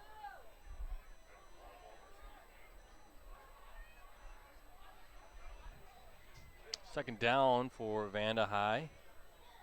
Been kind of doing all the work himself. There's number 35 now diving forward, Aiden Humphreys. And third down coming up. Ricardo, obviously 4-down territory here with about 4 yards to pick up. Wrightstown doing what it needs to do, kind of keep moving the chains, right, controlling the ball and keeping that Freedom offense off the field. You look at the clock. Yeah, more than 5 minutes have expired here so far on this drive. Yeah, clock continuing to run, 6.5 to play, so controlling, possessing the ball for halfway through this first stretch of the third quarter. Vanda High again, high snap. He's going to drop back to pass. Watch out! Got him open. And a nice deliver. Yeah, that was a fastball, Ricardo. Kiddo, hey, that was a nice route. You know, timing thing and a nice pass from Vanda High. And yeah, his most confident throw, right? To plant it on that back foot, step through with that lead foot, and really just delivered a fastball to Kiddo. So it was a nice pass along that near sideline. No surprise, though, right? He's ranked as the top high school baseball player. Talking about Trevor Vanda High, top high school baseball player in the state in the class of 2025 by Prep Baseball Report, Wisconsin. 11-yard connection there. He takes it himself off the right side. Ooh. Showing off his athleticism and his moves, and the Tigers on the run. He's close to another first down. Yeah, and it is. Vanda High, Ricardo, he had 378 this past spring for the Tigers. Had a home run, 10 RBI, also finished with 37 total bases, 43 on base percentage. Only the second year he's played quarterback. Brother Trent is a guard for Wrightstown. But I was looking at the PBR Wisconsin website and what they had to say about him. Quote, there are a few prospects in the region who boast the advanced tool set Vanda High currently possesses. Okay. So top junior baseball player in the state of Wisconsin by PBR Wisconsin, and also looking up a couple of his stats. They had his exit velocity as a high of 103.1 miles per hour at one point. He's an outfielder, and he's been clocked at throwing as high as 91. So you got a big arm, great bat, and Ricardo, somebody that you're going to have to keep an eye on come the baseball season. Absolutely. Tonight he has 12 carries for 48 yards. And doing a nice job on this drive. Again, that started way back at the 31. Number 72, Sam Coiler, offensive lineman, 6'3", 230-pound senior, hobbling off. Ooh. Not happy. Ball's just outside the 15, Brett. 12th play of this drive. Trying to walk that off, but showing some frustration as he tossed the helmet down on the trainer's table now. They're going to take a look. In the meantime, play continues. I think that's Aiden Humphreys with the carry. And Ricardo, look at it. We're down to 5 minutes still remaining, and it's been 7 minutes to open this half. Wrightstown still with the football. And third down coming up. 3rd and 5 for the Tigers. I mean, this is Wrightstown football right here, Brett. Yeah, ball at the 12. Ball control, letting those big dudes up there eat. And really kind of punish that defensive line.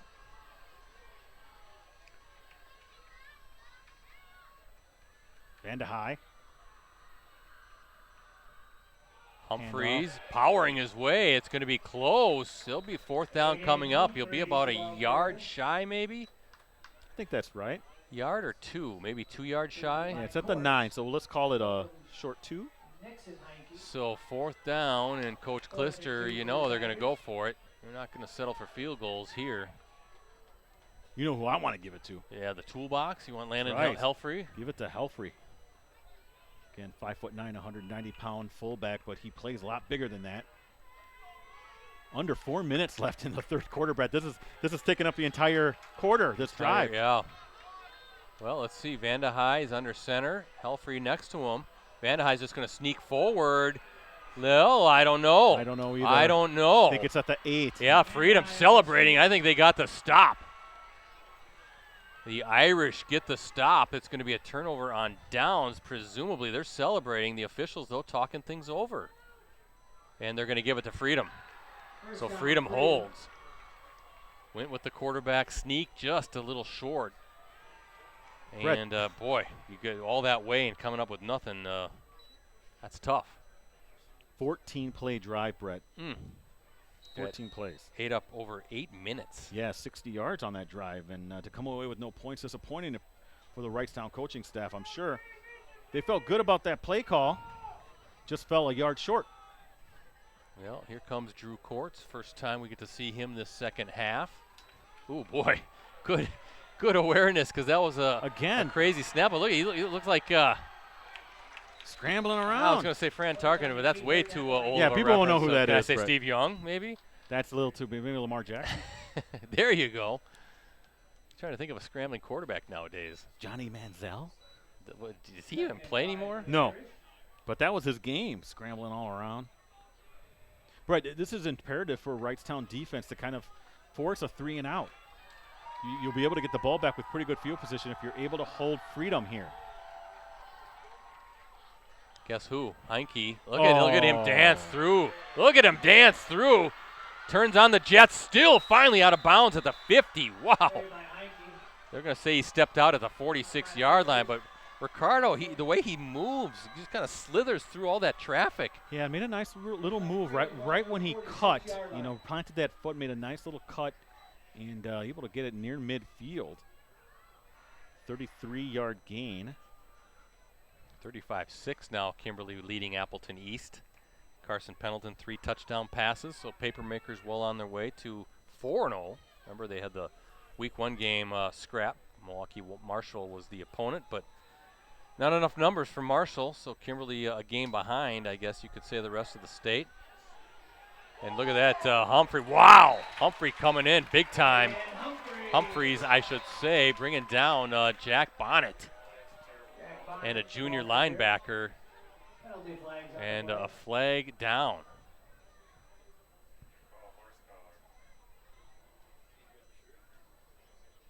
Was that a pass play, Brett, out there? No, that was a run. Okay. And what are they going to call here? They're saying it's They're against gonna Freedom. A hold against Freedom. I think there was thought maybe a horse collar tackle, but it looked like a pretty clean tackle to me. I think they're going to make them they're going to take that penalty, Yeah. though. It would be 2nd and 12 if they didn't. I think you push them back, make it far behind the sticks as possible, right? And look at where the Freedom huddle's getting ready to gather. It's going to be at the 36-yard line. 1st and 20 for the Irish. Yeah, 1st and 20 is exactly right. So see if Drew Quartz, if he can get back into this.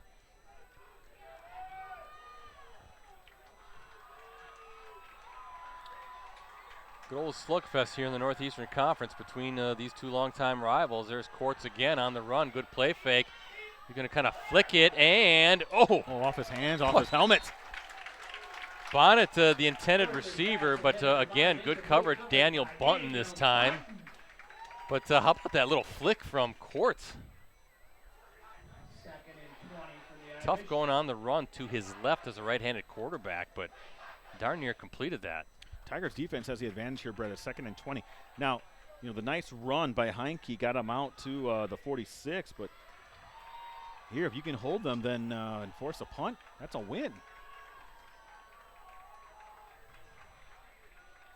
Quartz waiting for his guys to get all set, waiting for that snap, got it, and that's a handoff to number 4. That's Aaron Hamble, the junior, but how about number 78, Brendan Gustafson, the 6'3", 250-pound defensive lineman getting in there, and 3rd and 18 will be what awaits Quartz next. If you're here, you got to be careful if you're Freedom.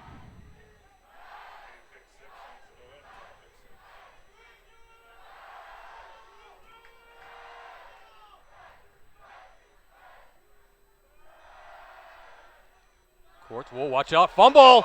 Oh, I think the Tigers got it. Got it. The Tigers picked it up. Brad, who picked that up? That's number 69, Trent Vandehei. I believe that's the brother of Trevor Vandehei. Senior defensive end coming in. Bad snap, or I don't know if it was just too fast of a snap. It bounced off of Quartz's hands too high, too fast. Skips to the turf, and Trent Vandehei picks it up. And a big turnover. Wrightstown now with the ball inside the 35 at the Freedom 34. Wrightstown has to punch this in for points, Brett. They got down to the 8-yard line where that turnover on downs, get second life here. Well, Vanda High is going to keep it himself. Trevor Vander High sells the play fake, but keeps it, dives forward for about 2 or 3 yards. Freedom not fooled by much with this running game tonight, are they? A staple for Steve Klister forever here. And what a career Coach Klister has had at Wrightstown. 3 state championships. Closing in on 200 career victories as well, Ricardo. Heck of a career, no doubt about it. Vanda High is going to hand off to Humphreys. Ooh, breaks a tackle, but not much there. Yeah, Steve Klister, longtime head coach, has led the Tigers to 3 titles. Division 5 back in '98 and Division 4 titles in '06 and '11. Remember, he co-coached the team with Bill Aynard as part of those '98 and '06 title teams. And then, as I mentioned earlier, he was a co-coach with Matt Binsfeld for that '11 championship team. Matt Binsfeld, now the head coach with the Ghosts. But wow, it's been 12 years already? 2011, yeah. Oh, man. I was there for that one. Steve Klister, 5 victories away from 200 for his career. He's a member of the Wisconsin Football Coaches Association Hall of Fame. Trevor Vander High, wow. 79. Yeah. Wyatt Tolliver? Yeah, Wyatt Tolliver, a 5'8", looks bigger than that, doesn't he? A 180-pound senior defensive end, really laying a pretty good shot on Trevor Vander High. That's going to be the final play of the third quarter, so some time for Coach Klister and that staff to come up with a good 4th down play. End of the third quarter, your score, now that we're making the transition to the final 12 minutes of this slugfest here in week 5. Look at our Cellcom, Cooney's Embroidery and Sportswear scoreboard. Freedom with the lead, 14-7. Well, kind of following that path, Ricardo. Quarters 1 and 3 scoreless. Quarter 2 was kind of crazy. Maybe quarter 4 will be a little crazy. Again, don't forget Bill Glasheen down there, going back and forth with all the media guys here. A lot of media here tonight, Ricardo, I've noticed. A lot of cameras. Big game. It is. One of the big games here in northeast Wisconsin, the Fox Valley region.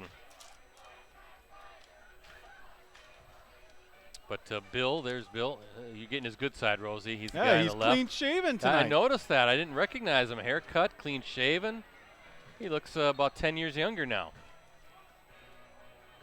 But check out his great work. He and Dan Powers, 2 of the best, without a doubt. You see it on postcrescent.com, greenbaypressgazette.com after the game tonight. And you can always check our live streams, by the way. We've got those easily accessible. Just look them up. Previous Game of the Week live streams on any of our sites. Just go to the sports section and scroll down until you see the Watch Our Varsity Game of the Week Prep live streams link. Ricardo, 4th down. Vanda High, wide open, and almost breaks free for the score. But how about a quick pass to Kiddo? Nice job by Drew Kortz to bring down Kiddo. Otherwise, he's celebrating a touchdown right now. So maybe that's the game plan. Maybe the game plan has to shift a little bit to kind of loosen up that Freedom defense. Maybe Vanda High in that passing offense is going to have to do a few more things, have a few more instances like that where you're striking through the air. Yeah, 15-yard pass. Gets it down to the 15-yard line. Brett, Wrightstown's in a good position here. They got to come in with points.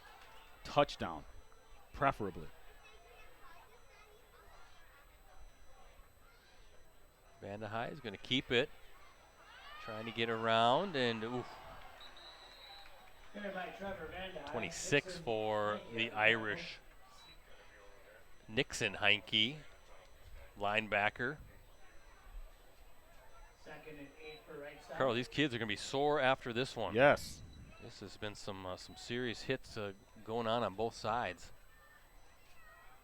Still think, I know it's not the strength of your offense, but he's completing some passes. He's a little bit of a rhythm in the passing game. I think he got something there. I want to see Landon Helfrey. Am I wrong? He's out there carrying the ball a little bit. He's out there at that fullback spot. Let's see if he was going to be the lead blocker for Vanda High. Yep, Vanda High is going to keep it again, and Vanda High inside the 5.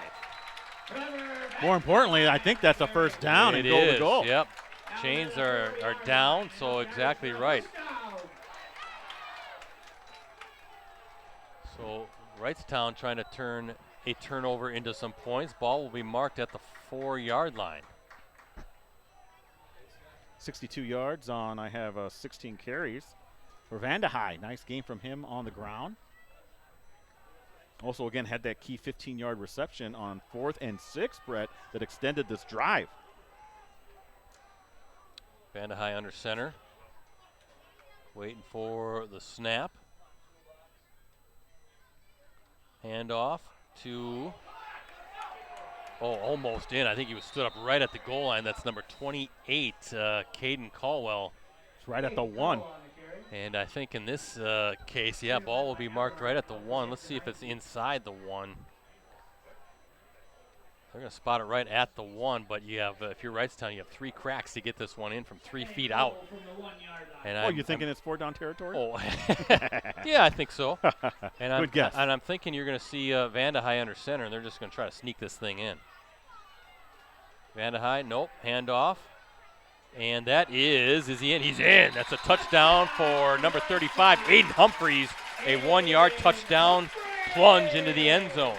And we're a PAT away from a tie ball game. We got a good one here at Wrightstown. Yeah, good job by the Wrightstown Tigers offense. Not getting down after turning the ball over on downs from their previous drive, Brett.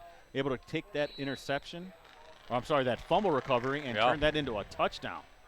So big PAT here for Daniel Bunton. See if he can sneak this one through the uprights. And now we got a flag. Now what? I think that's going to be on Freedom. It might be an offsides. I take the point. Yeah, I would too.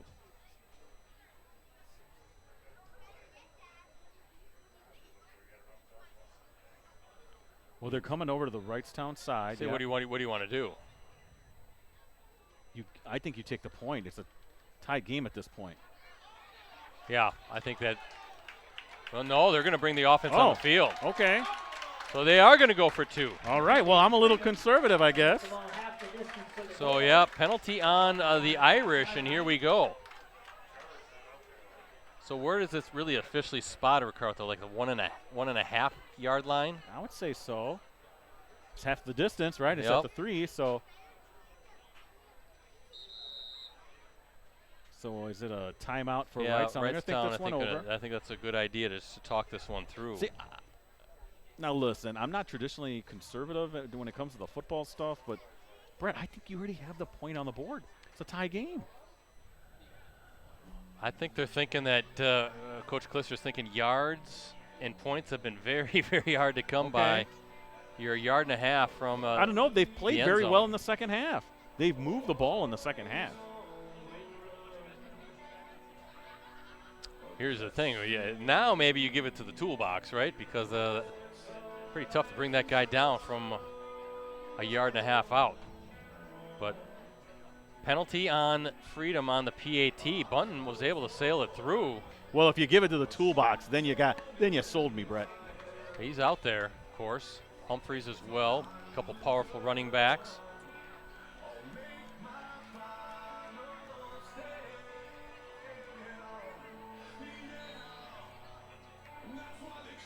So the penalty moves at half the distance, and Coach Klister's saying, you know what, let's get the offense out on the field. Let's go for the 2-point conversion. Now you got Humphreys and Helfrey. Whoa, watch out, and he's trying to squeeze his way in, dives in, wow! Extra effort. Extra effort is able to get it in. That's Caden Caldwell with the 2-point conversion run. I thought maybe he was stopped just shy of the goal line, but that extra push at the end, he dives across the goal line. Showing good balance there because he was struck at about the 1, Brett. Able to bounce that off and extend right into the end zone. This is huge for Wrightstown. So instead of being tied, now you're ahead, 15-14, 9:31 left in the 4th. And as you can tell, by the way, our clock camera is jiggling. Folks here in front of us, the Wrightstown fans, a little excited. Boy, good ball game here tonight. Always is, right? When it doesn't matter if it's a combination of these two teams we've had some good battles between Little Chute and Wrightstown, Little Chute and Freedom. It's just that those three teams in this pocket in the NEC, very, very traditional powers, teams that have all made deep runs to the state playoffs, and you just never know what you're going to get when you kind of blend those three teams together. Tonight we got Freedom and Wrightstown. Again, a series that dates back to 1949, so longtime rivals and living up to kind of what we thought we were going to get. Nice close battle here in week 5 and a key one at that. Freedom trying to avoid falling to 0-3 in the league. Wrightstown trying to keep pace for a conference title. And that's number 25, Cooper Kappert, senior for the Irish. And this is where Drew Courts in that potentially explosive offense is going to set up. Kappert on the return. Ball will be at the 34-yard line.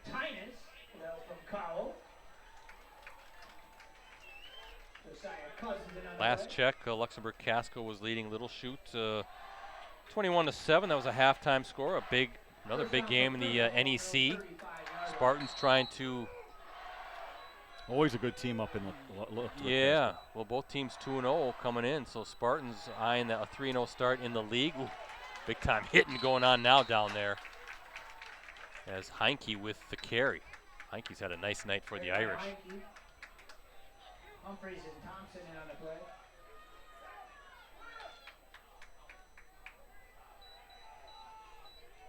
Second and 7.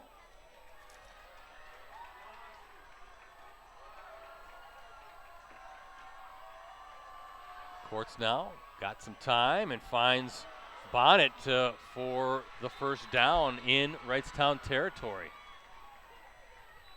Courts' pass complete to Bonnet. First down for Freedom, ball in the Wrightstown 49-yard line. 13-yard gain there, Brett. Now they're inside Wrightstown territory. By the way, talking about Noah Heinke, Brett, he has 78 yards on 13 carries. Nice night for him. Yeah, and the 50-yard interception return as well. That's true. Court's going to hand it to Heinke, trying to dance his way. Ooh. Nope, nothing doing. And Humphrey's one of those guys there. Bunting as well. And a loss of a couple on that run. Now back in Freedom territory at the 49. I think maybe, yep, 49-yard line. Clock continuing to run, nearing that 8-minute mark.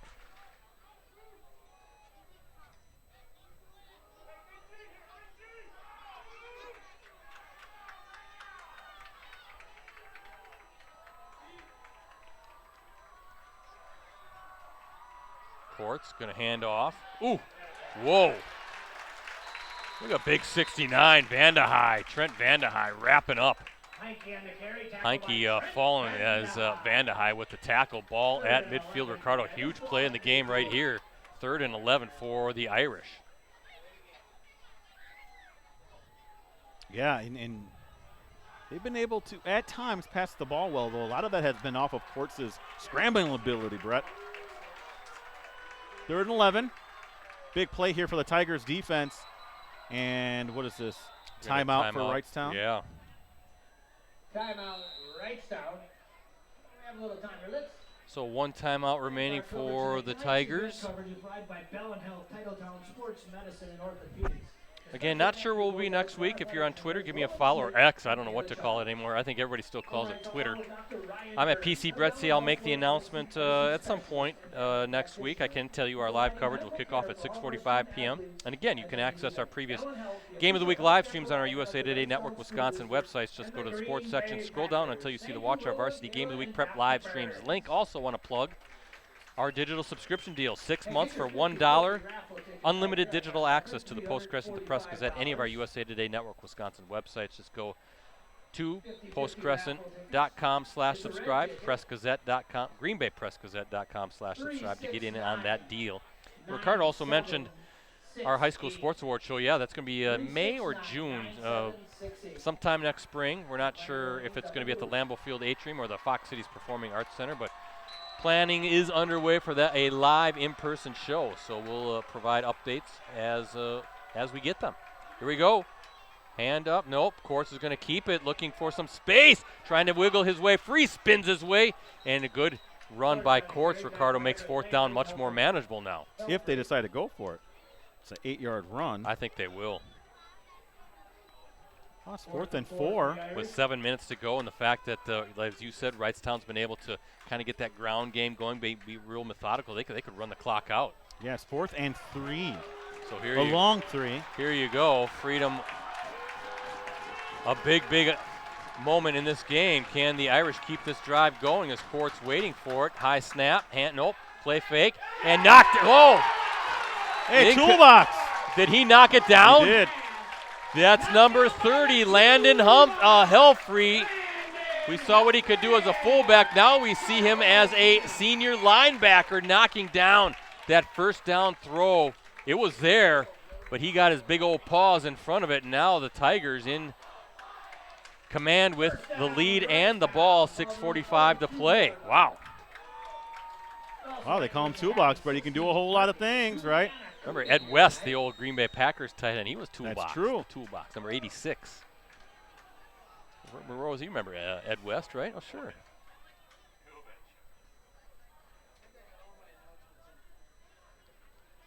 Now we have a new quarterback in. As Caldwell with the handoff, but Quade Thompson, the senior, now taking some snaps under center. Ricardo, number 5. Yeah, I'm looking to see if there's an injury or maybe it's just something just to spell. Little change up. Vandehey's right in front of us on the sideline. Helmet off. Doesn't look like anything's wrong. And our 50-50 winner tonight is Angie Van Zeeland, has chosen to donate it all back to the Grimm family. Thank you very much. So Quade Thompson now the quarterback. Nice to have a senior come in, Ricardo, in this role. See if he can kind of milk this clock out. Hand off. Nope, there's the toolbox right there. Boy, hard, strong run. Landon Helfrey, and that's going to be close to a first down. I think he got the first down. That's imperative for this Freedom defense now to really tighten up, get off the field, and get Courts back on. Starting to wonder, Brett. Ricardo, they can start getting worn down a little bit. They were on the field so long in the third quarter. That's his first carry in the second half. 5 carries, I have him for 67 yards, the toolbox. You got this big offensive line. Again, they really controlled that third quarter. Didn't score points on their opening drive, but had it for what? Over 7 minutes? 8 minutes? 7 minutes? And wondering if they're starting to wear him down in the trenches as Caldwell with the carry. And if you're Wrightstown, 5 minutes to go coming up, you're in no hurry to snap the ball. Yeah, and this is where Wrightstown is at their best, Brett. In terms of like a primarily running offense is able just to rattle off play after play and get the clock ticking. Some crazy moments. You even think about that PAT, right? That PAT was good. Offsides on Freedom. Wrightstown says, we're going to send our offense onto the field, and instead of a tie game, now the Tigers lead by 1 and trying to finish this off. Thompson now in, and there's, guess who? Landon Helfrey inside the 40 to about the 39-yard line, third down. And a big moment again for this Freedom defense as under 4.5 minutes to play. You know what my play is? What's that? Toolbox. Well, he's getting the touches now, isn't he? I mean, the guy falls forward. He's a rough kid. Tough kid, I should say. Let him power his way and secure that first down. Again, we're nearing the 4-minute mark in the fourth quarter. Thompson with that glove on his left hand. Hands up. Whoa, watch out. There was a busted play. Thompson's able to hold on. Now you got fourth down. Brett, that ball. He secured it, but it looked a little dicey there for a second. It was close. I think Reed Roloff, number 52, senior defensive tackle, one of the guys in to wrap up Thompson. But here you go, 4th and 1.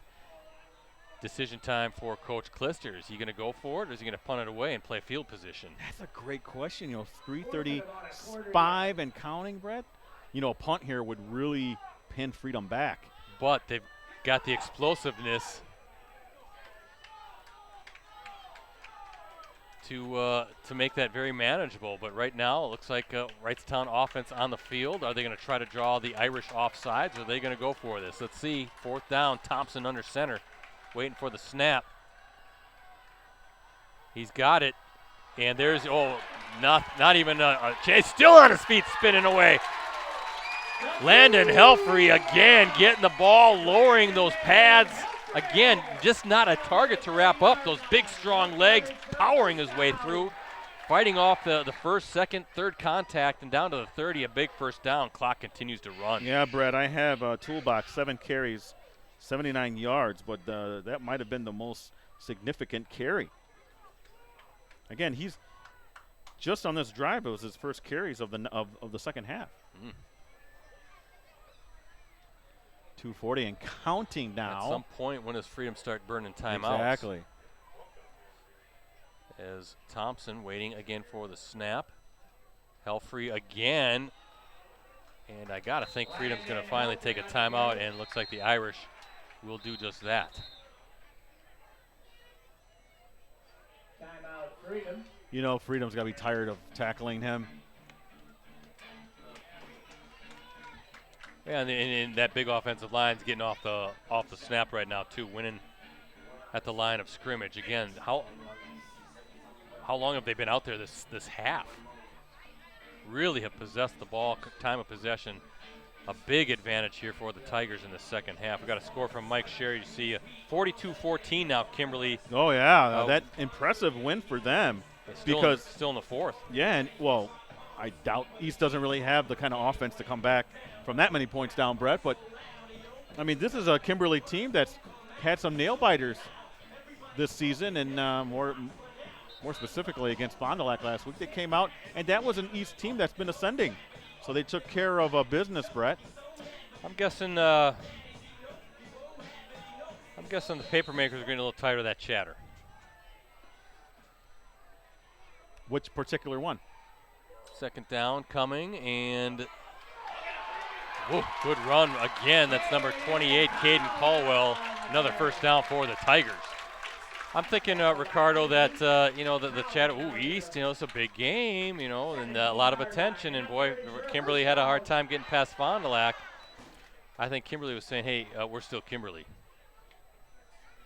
Oh, yeah, definitely. I mean, that's a team that I think that was the chatter. I had no qualms. Even after having the close win over Fond du Lac, I've had them number 1. Yeah, but there was never a doubt in my mind. I'm thinking with folks saying, this is a big game. This is an upset game.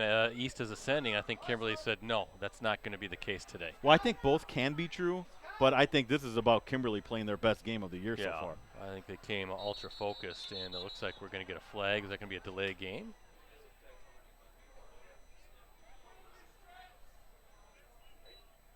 Brett. Is that on Wrightstown? Yes, it is. With 1:46 to play. Last thing you want to be doing is backing up when you're trying to run out the clock and finish this off.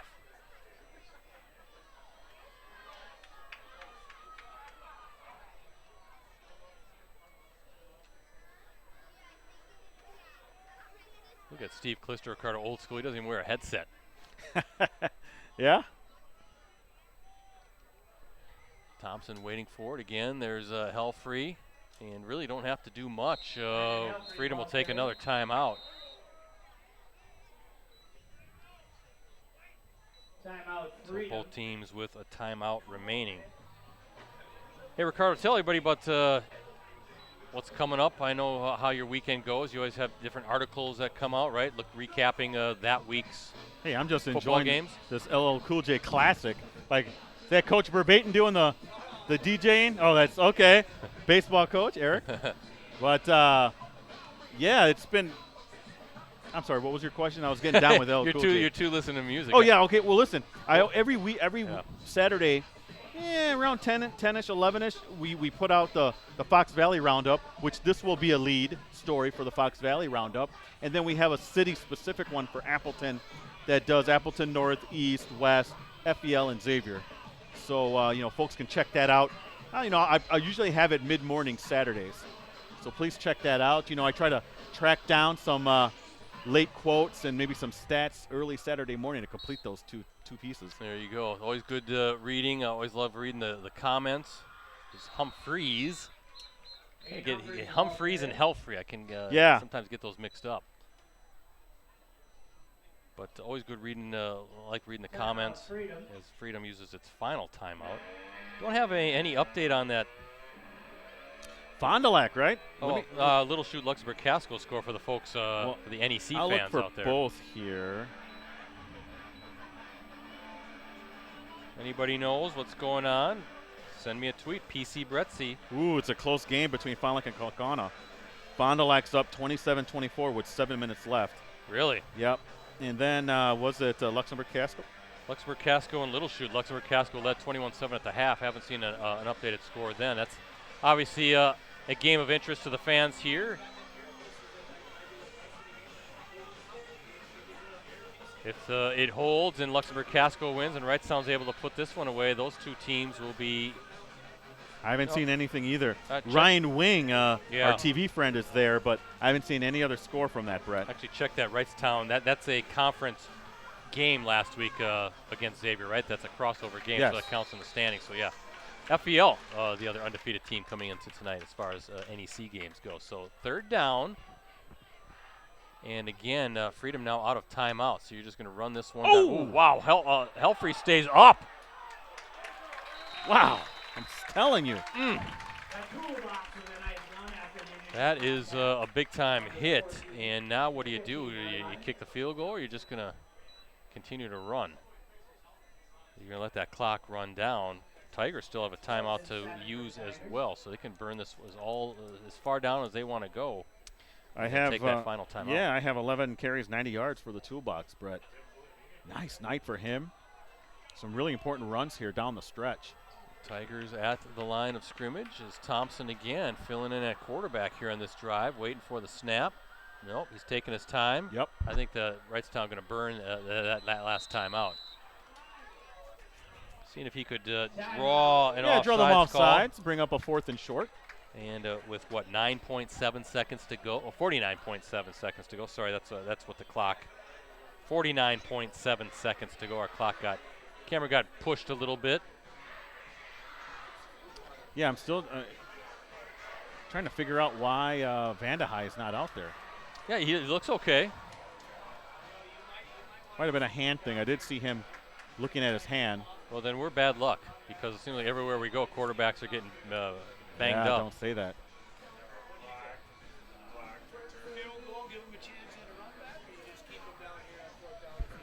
It's a good question. Coach Verbatim here is asking, do they kick a field goal here or just run this out and see if it can come back? To me, I say you go for it. I say go for it. Yeah. Wrightstown's defense has been playing lights out this half. In that situation, you trust your defense and you trust your offense. Maybe they can pull it out here, pull out the 4th and long. Well, let's see what Thompson's going to do. And he hands off. It's going to be short. So Freedom gets the stop, but there's 44.6 seconds to go as we're trying to kind of remaneuver this clock. We apologize, folks. Rosie's working feverishly to get it back online for everybody. Let me tell you something. That was a long drive for Wrightstown. It took the clock from 6:45 down to 44.6 seconds. So 5 minutes elapsed, Brett. Exactly what you needed if you're Wrightstown. You would have liked to have a score there, but this is the next best thing. And think about that opening drive in the second half. So they've possessed the ball a ton this half. Well, Freedom just has to somehow get in field goal range. Again, no timeouts, and I think that was the right. It is actually. Incomplete. Don't hold on to it. So I'm kind of wondering if Luke Talbot thought about it at the last second, said, I don't want to. We want an incompletion to keep this clock stopped.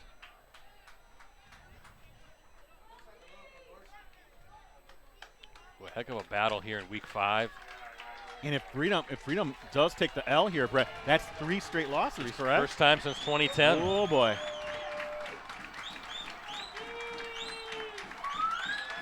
Definitely rare to see that as Court's looking to his left, and he's sacked.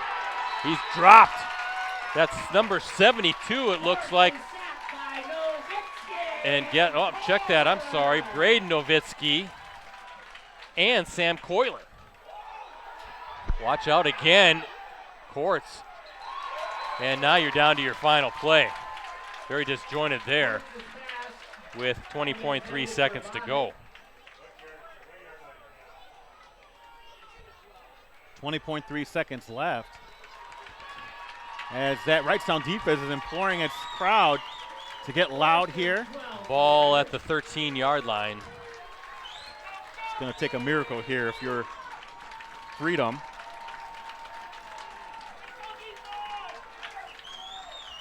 Courts, again looking left.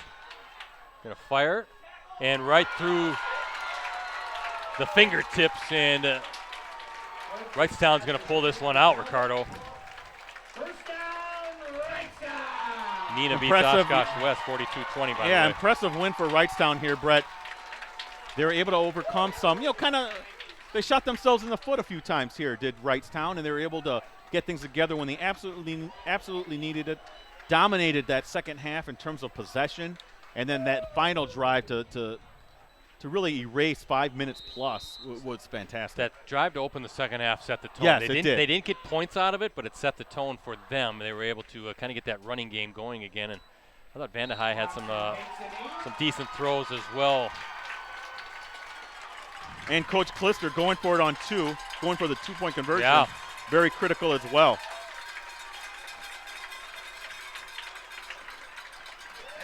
And there it is, your final tonight as we look at our Cellcom Coonies Embroidery and Sportswear scoreboard. It was a thriller. And they always are in the Northeastern Conference, it seems like, regardless of who we're streaming. Wrightstown pulls it out, 15-14.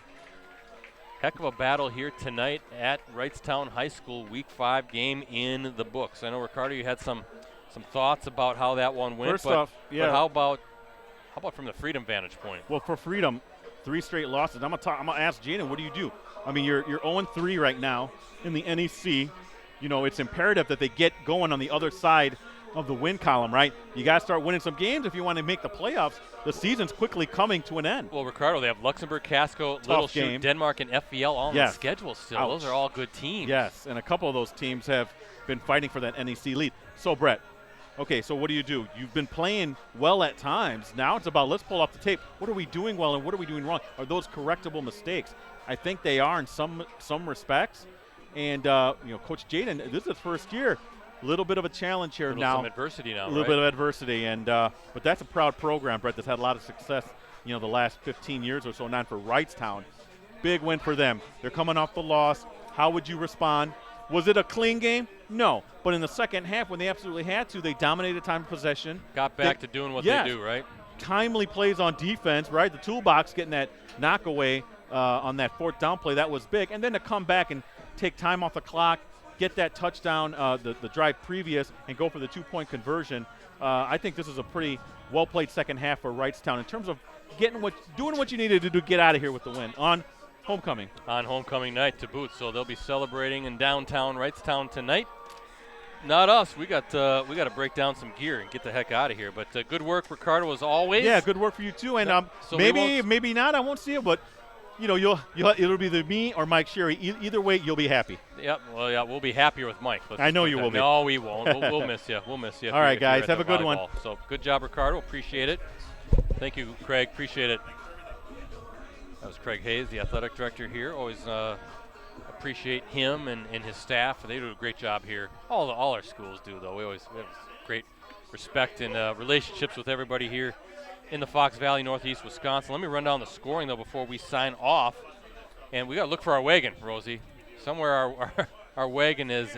I think it's down there. I see it down there. It's still here, Rosie. Don't worry about it. The wagon is okay. Let me run down the scoring. As I said, Freedom got on the scoreboard first. 10:31 to go in the second quarter. A 25-yard pass from Drew Courts to Carson Clausen.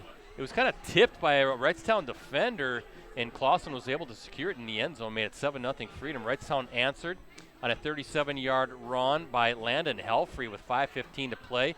Tied it up at 7 apiece, broke a few tackles, and then barreled his way into the end zone from there. And then right at the end of the half, as time expired, a 14-yard pass from Courts to number 18, Noah Heinke. It's an off-schedule play. Quartz was on the run and was able to get it out to Heinke, who then zigged and zagged his way in, danced his way into the end zone. And he actually set that up with a 50-yard interception return. So Heinke doing it on both defense and offense, and it was 14-7 at the half. The only score in the second half came with 9:31 to play in the fourth quarter. A 1-yard touchdown run by Aiden Humphreys. And then Wrightstown actually kicked the extra point, but there was an offsides call on the play against Freedom. So head coach Steve Klister said, you know what, we're going to put our offense back onto the field. And they were able to convert it on the two-point conversion. Caden Caldwell with the run, again, with 9:31 to play, made it 15-14 Wrightstown, and that's how the score ends. With a victory, the 10th-ranked Tigers, that's ranked 10th in Division 5 in this week's WithSports.net State Coaches Poll. Wrightstown improves to 4-1 on the season, 2-1 in Northeastern Conference play. Tigers are at Denmark on Friday in a Northeastern Conference matchup. Kickoff is scheduled for 7 p.m. Freedom now 2-3 on the season, 0-3 in league play. As I mentioned, first time since 2010 that the Irish have lost 3 straight. So let's see if the Irish can get it turned around. Tough one, though, next Friday night, home against Luxembourg Casco. That's a Northeastern Conference matchup. Kickoff is scheduled for 7 p.m. And at last check, Luxembourg Casco was beating Little Chute 21-7. Of course, that was a halftime score. We haven't seen anything updated since then. As for us, we're not sure where we're going to be. Again, I'll announce it on my Twitter account at PCBretzi, so please give me a follow. And you can always access our previous Game of the Week live streams on our USA Today Network Wisconsin websites. Just go to the sports section, scroll down until you see the Watch Our Varsity Game of the Week Prep live streams link. Once again, thanks to our sponsors, Cellcom and Cooney's Embroidery and Sportswear. Cellcom's great smartphone event is going on now through October 1st. Get up to $900 when you activate a new line. Savings available on a variety of phones, including top brands. Visit cellcom.com/save for details. And Cooney's, they have the skills and experience to customize your apparel and spread the word about your organization. Contact them today at 920-731-0922 or send them an email, Cooney's, COONEYS 0922 at sbcglobal.net. So for Rosie, for Ricardo, and the crew with USA Today Network Wisconsin, I'm Brett Christopherson saying so long from Wrightstown High School. Once again, the final score, great Week 5 matchup. Wrightstown takes down Freedom 15-14. Thanks for watching, everybody.